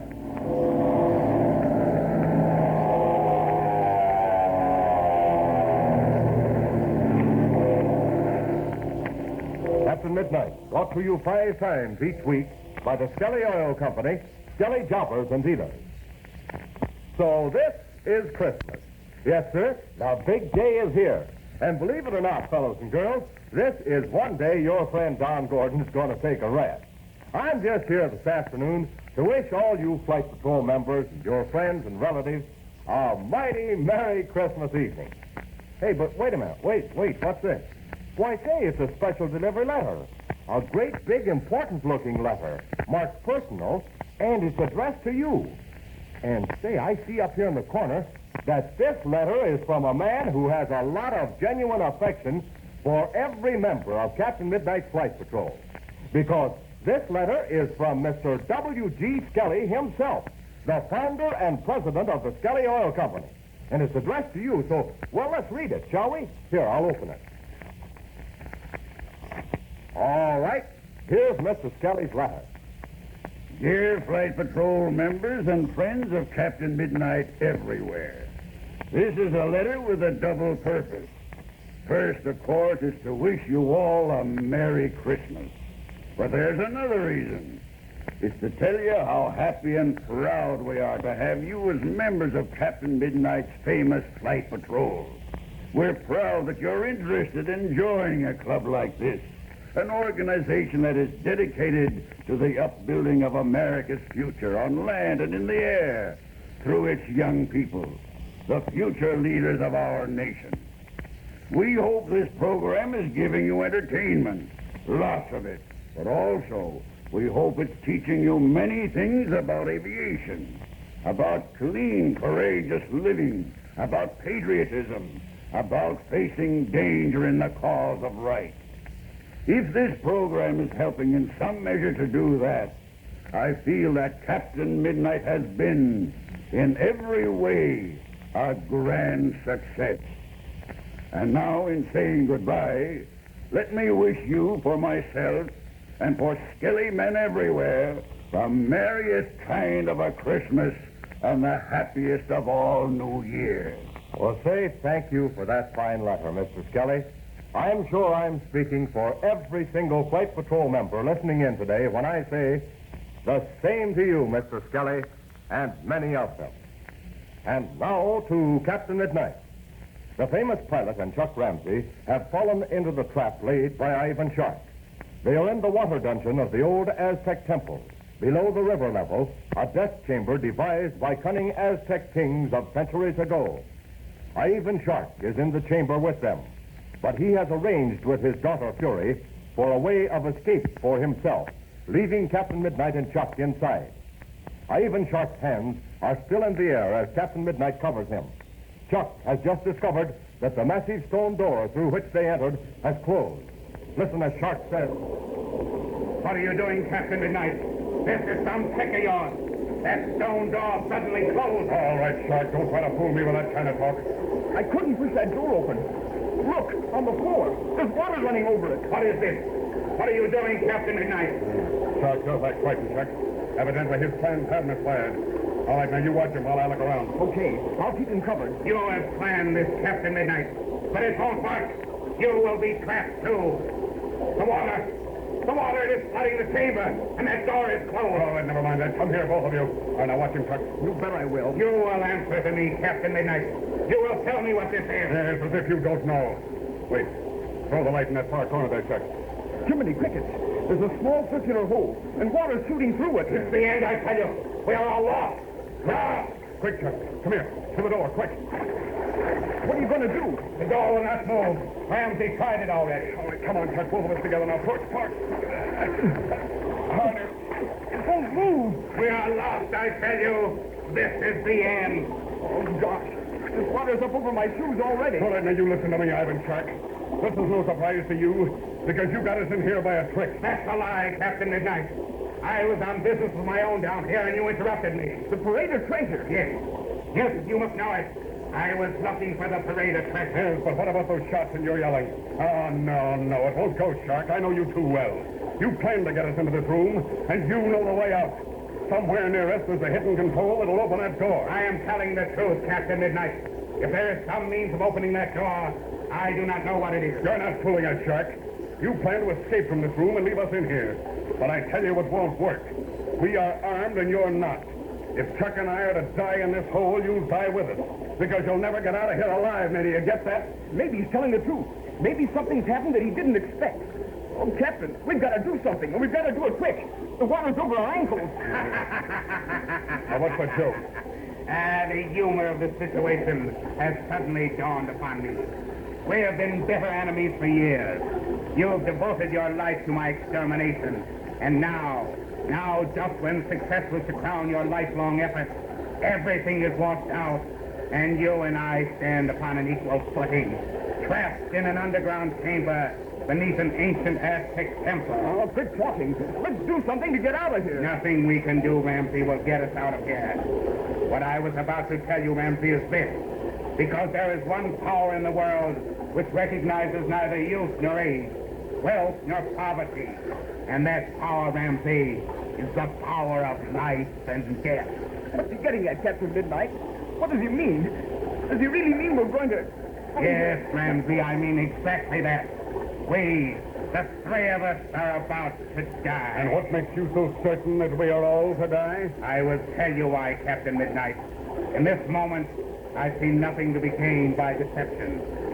This chamber, as you may suspect, is below the river level. And this room is a water torture chamber. Is he telling the truth? He can't be. Come on now, Chuck. Come on, pull yourself together. Remember what I've always said about keeping your head? I'm sorry. I'll try to keep cool. You'll keep cool, my dear Ramsey. You will keep cool all the way into eternity. Don't listen to him, Chuck. He's only trying to scare you. I've heard of chambers like this before, Shark. And I'm quite certain of one thing. You didn't close that stone door yourself. Since you didn't, who did? I do not know, Captain Midnight. And even if I did, what good would it do us now? That door is closed and the water is rising rapidly. Well, whoever closed it can open it again. Why don't we fire our pistols and shout? Maybe someone will hear us. There is absolutely no chance, Ramsey. Any sound will be drowned by the roar of the waterfall. Yes, he's right, Chuck. But look, the water's up to our waist already. Yes, my dear Ramsey. And judging by that, we may have 8, possibly 10 minutes to live. Oh, never mind that. Get your gun out, Chuck, and keep Shark covered. I'm going to the other end of the room and find out something. Okay, I'll keep him covered. Are you a good swimmer, Ramsey? Yes, I'm pretty good. Why? Because the ceiling of the room, Ramsey, is about 2 feet above our heads. Soon we will have to start swimming. So what? I am just reviewing what is in store for us. We will finally end up with our noses against the ceiling and less than an inch of airspace. And very soon, even that will be gone. You can't scare me if that's what you're trying to do. It's really a shame, Ramsey, that a youth of your unusual promise should have to die so young. As for myself and Captain Midnight, why... but here he comes now. Did you find out anything, Captain Midnight? Never mind, I'll tell you later. As always, the brave Captain Midnight will not give up. But this is one time you will have to. Yes, the conclusion of a famous career comes to an end in this slimy, gurgling hole in Mexico. Does that not shame you, Captain Midnight? Your star should have set high in the sky, in a final blazing meteor of doom, a glowing, sensational death that would be a fitting climax, a final exit worthy of you, instead of an ignominious death like a rat. I'm certainly indebted to you for these splendid tributes. Yes, and the fact that you make such long speeches at a time like this only proves that... The water, it's still rising. Yes, my dear Ramsey. It is above our waist. And before long... Yes, let me look at my watch. Yes, before long, it will be over our heads. What a singular coincidence. You are called Captain Midnight because of the sensational feats of bravery you have accomplished, many of them at this hour of the night. We are approaching the hour of 12. And you are approaching your final exploit. You seem to think it's very funny. But don't forget that what happens to us happens to you, too. Oh, no, my dear Ramsey. I do not forget that at all. But I have a flair for the drama, Ramsey. There is nothing dramatic in the death of the criminal I haven't shot. But think of the pathos of the miserable death of the famous Captain Midnight. All right, never mind all that. Come here. Step to your right, Shark. I want you further from that door. Certainly, my dear Captain. Anything to please you. That's better. Come over near the door, Chuck. I've got something to tell you. A little secret conference, is that it? A very nice thing to have, but totally unproductive, I can assure you. A little more here. All right. This is far enough now, Chuck. Have you found out anything? Why, now listen, Chuck, and listen carefully. I'm listening. I'm convinced Shark is putting on an act. He doesn't expect to die. He has an escape figured out for himself. There's something else I noticed. He keeps looking at his watch. Yes, I noticed that too. He evidently expects something to happen at a certain time. So what are we going to do? Now, you listen to me and listen carefully. Keep him covered with a flashlight, just as I'm doing now. That's it. Did you find out anything when you went to the other end of the room? Yes, Chuck, yes. Now listen. Time is getting short. The water's getting higher. Whatever I tell you to do, either aloud or in a whisper, you do it and do it at once. You bet I will. I'm still positive Shark has arranged all this, that he's planned a way of escape, leaving us in here to die. So we've got to watch him every single second. Come on now. We'll go back toward him, but don't get too close. Well, as a result, Captain Midnight found a way out. He'd better hurry if he has. No, not yet. But I know you have. Listen, Captain Midnight. I've just thought of something. Since Sharp didn't close that door, perhaps some of his own men did, to get rid of Ivan Sharp. Maybe Von Griff. Von Griff? Well, that's possible, Chuck. Von Griff? What do you know about Von Griff? Well, Chuck, maybe you made a good guess. What do you know of Von Griff? Here, you do not even know him. We had a very interesting conversation with Von Griff the other night. He told us he used to be your chief pilot, but that he isn't any longer. Maybe Ivan Sharp knows Von Griff's friend, Senor Lutro. Lutro? You know him also? Yes. And perhaps you'd be interested in knowing that Von Griff and Lutro are in this temple right now. No, it is not true. You're lying. You are. Now I know the truth. I'm lost. We're all lost. All of us. All of us are lost.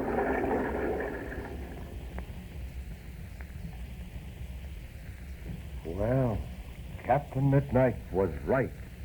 Ivan Sharp had planned his own escape, but the sudden realization has come to him that Von Griff and Lutro may have thwarted his plan. But with him are Captain Midnight and Chuck.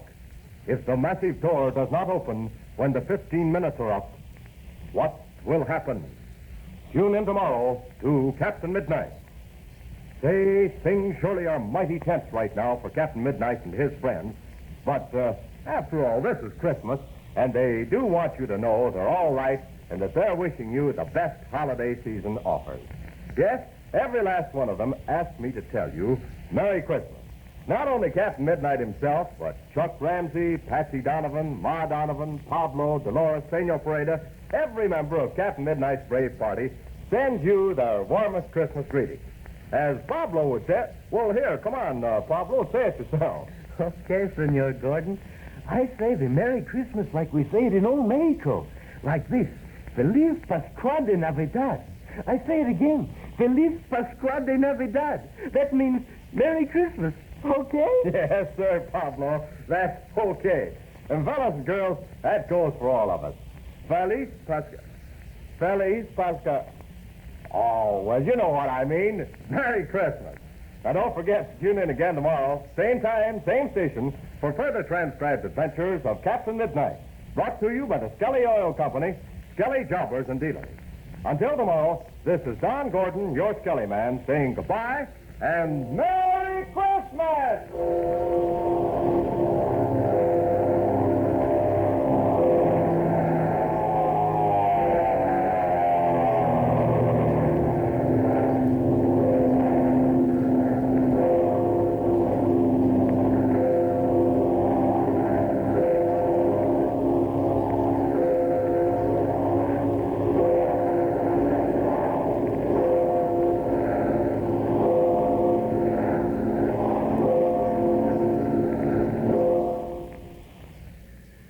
Captain Midnight, from Christmas Day, December 25th of 1939. Don Gordon, your Skelly man, there saying goodbye and Merry Christmas. A rare shot there.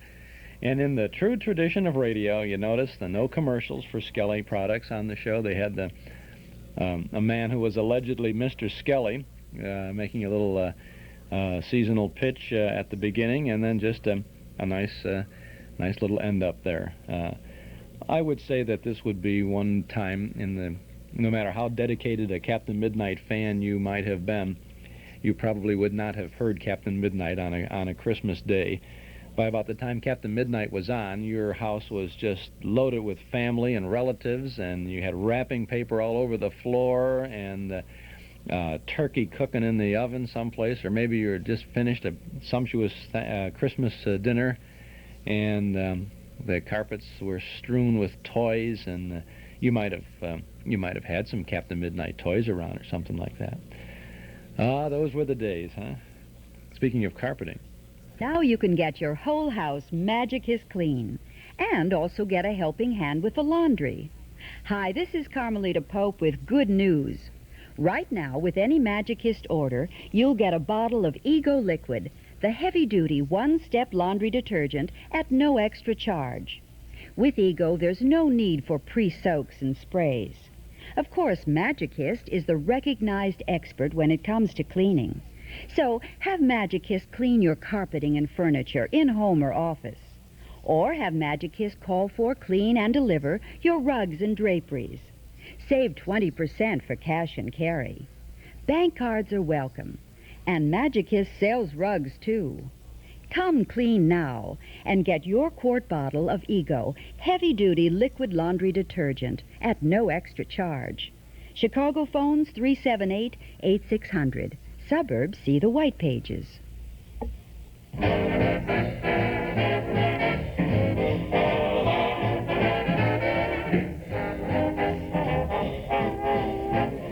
Well, the old clock up on the studio wall says it's time to go for now. We'll be back again tomorrow, same time, same station, with more sounds of entertainment from the hall closet. Tomorrow we'll have an episode with Vic and Sade, and then the last half, the last hour of the 30-year history of NBC from 1956. This is Chuck Shaden. Thanks for listening. What do you look for in your new car? Performance, style, selection, comfort, service, a good deal? Well, all of this and more can be yours at Mack Cadillac, 303 West Grand Road in Mount Prospect. Mack has the world's largest display of beautiful new 1977 Cadillacs. Take a test drive and feel the top quality that Cadillac has always stood for. Immediate delivery, no waiting for months. On-the-spot financing and insurance are available, too. Mack Cadillac can lease the car of your choice, too. A luxurious new Coupe de Ville, yours for only $249 a month for 36 months. Call 392-7400 for full details. Why pay more? Find out why Mack Cadillac satisfies more people than any other dealer. Where you buy does make a difference. Stop in any day of the week. Mack Cadillac, 303 West Rand Road in Mount Prospect. You're listening to WXFM Elmwood Park in Chicago, broadcasting from Sears Tower at 106 on FM. Listen carefully. Now, whatever you do, don't panic. The William A. Lewis $48 coat sale has already started. And yes, quite a few women have already taken advantage of the outrageous savings on pant coats, fake furs, and car coats. But don't do anything rash. Just keep yourself under control and calmly, very calmly, rush over to William A. Lewis. You'll still find sensational savings on coats that are selling for $65 and $75 in other stores, but any one of these gorgeous coats can be yours for a mere $48, simply by getting to William A. Lewis before they're gone. Fake seal, fake leather coats, sporty car coats, and rich wool plush pant coats. Many with fake fur collars and cuffs, and some with the new look of a plaid lining and matching plaid scarf. All for just $48. So right now, get in the car. Don't run any red lights. Don't run over any people. Just run to the $48 coat sale going on right now at William A. Lewis. Hurry. Sale lasts only 5 more days at William A. Lewis. It's a minute after 9 o'clock, and now it's time to go out to Oak Park, and here's Cliff Jolson. Thank you very much, Henri. I listened with a great deal of nostalgic admiration for Ken Nordine doing that commercial for William A. Lewis. That's a love affair because, as you know, it happened way back maybe 10, 15, or close to 20 years ago that Ken started that commercial. I well remember this lad with the horn-rimmed glasses in the sub-basement in the Wrigley Building at WBBM in 1942. I was just getting ready to go into the Navy. Good morning. Good morning, Cliff. This is Jenny Casson. Oh, yeah. I was just talking about Ken Nordine, who was on just ahead of me with an announcement. I don't know if you're acquainted with this golden-voiced announcer. I remember him. Long time. Yeah, well, he does a real hot type pushy commercial for William Lewis, which is much different than his poetry, soothing type commercial voice. But I was saying, Virginia, that in the sub-basement of the Wrigley Building was the first FM station for CBS in 1942, and I was just leaving for the service, and I took a look at this horn-rimmed glassed lad, and I heard his voice, and I thought, wow, when I come back from the Navy, this guy will have the whole town in his hand, and he did. It's a great gift, you know. Yeah, it is. He does have a marvelous voice. So. Yeah, and he's good people. Listen, by the way, he married the little girl that used to play on Jack Armstrong. Oh, did he? Yeah, I can remember sitting around the radio as a youngster listening to Jack Armstrong. That's a vivid memory for me. Anyway, my dear friends, this is Cliff Johnson. This is Oak Park, Illinois, and the village worth crowing about. And on the end here is one of our good friends and purveyor of goodwill throughout the entire area, Virginia Casson, who's the village clerk of this great all-American city, Oak Park. Virginia, it's the daily time for you people from Village Hall. What's on the minds? We had a village board meeting last night, Cliff, and there were some interesting things that I think the folks in our community will be interested in this morning. First of all, there's been a little turning off and on an item which is of import to our senior citizens. In fact, there's two items that are interesting to our senior citizens today. One is that the board definitely did approve an ordinance last night which would allow a senior citizen reduction in the vehicle sticker fee for the larger cars, that is, those cars over 55 horsepower, so that last year those individuals who were disgruntled in that their fellow senior citizens were getting a reduced rate on small cars and medium-sized cars, and they were not. This year we'll join the group and we'll have reduced rates for all senior citizens on all size cars. So that's the first good news. The second one is that a taxi fare subsidy was approved last night on a test basis beginning in December, and it will amount to this. The village will have printed coupon books in small denominations, probably 25-cent denominations. The coupon books will be worth $10, and the senior citizen who gives us proof of age and residency will be allowed to purchase this book for $7. I bet that's one time a woman will give her right age. I think probably so. And then the books will be available here at the Village Hall or at the Township office, and they can be used as legal tender in paying your cab fare, and even being able to give the taxi driver a little tip if you're so disposed. That's nice. They'll only be usable here in Oak Park, so that we're encouraging people to use it, and hope we'll have some good response from it. That's nice. That's nice. This is starting in December, and will be still on a test basis probably through the first couple of months in 1977, and then it will be evaluated, and we'll see if we feel it's a workable program. Kind of pleased, Cliff, because though there have been a lot of discussions about minibus programs and dial-a-bus programs, these are very expensive programs, and it means having to purchase buses and maintain an employee staff and what have you. This is a very nice way of working with an existing business in the community and making use of the facilities which they already have available, and helping them at the same time that we're helping our senior citizens. Excellent. So we hope it'll work well. Well, go ahead. Okay, I'm just kind of running through here. Stop me if you have something that you'd like to get into. Well, no, Dr. Dean Luking is going to follow you with the story of what share, which might interest you, the share that people give to charitable and church institutions out of the national gross product. It'll be a very interesting discussion. Go ahead, Jenny. I wonder how it rates under dog food, cosmetics, and what have you. Listen, you'll be amazed. I don't want to tip him in. I know a little about it, but okay. I'll save the tape for you. Well, I just one or two other things, and then I will be through, Cliff. But there are things I think are interesting. Right. We've been having a little difficulty with commuters parking in our Westgate parking lot, and with the advent of the new Poppin' Fresh Pies facility there, and also with Christmas coming upon us, the village board was a little concerned in some way of deterring those people who are parking long-term in that Westgate lot, which is a very handy lot for most shoppers. That's right. So last night they did initiate an action which would, after you've parked there for 4 hours, your parking rate jumps to $1 an hour. That's a good idea. Which means that the first 4 hours, your first hour is free, and the subsequent ones are 10 cents apiece for each half hour.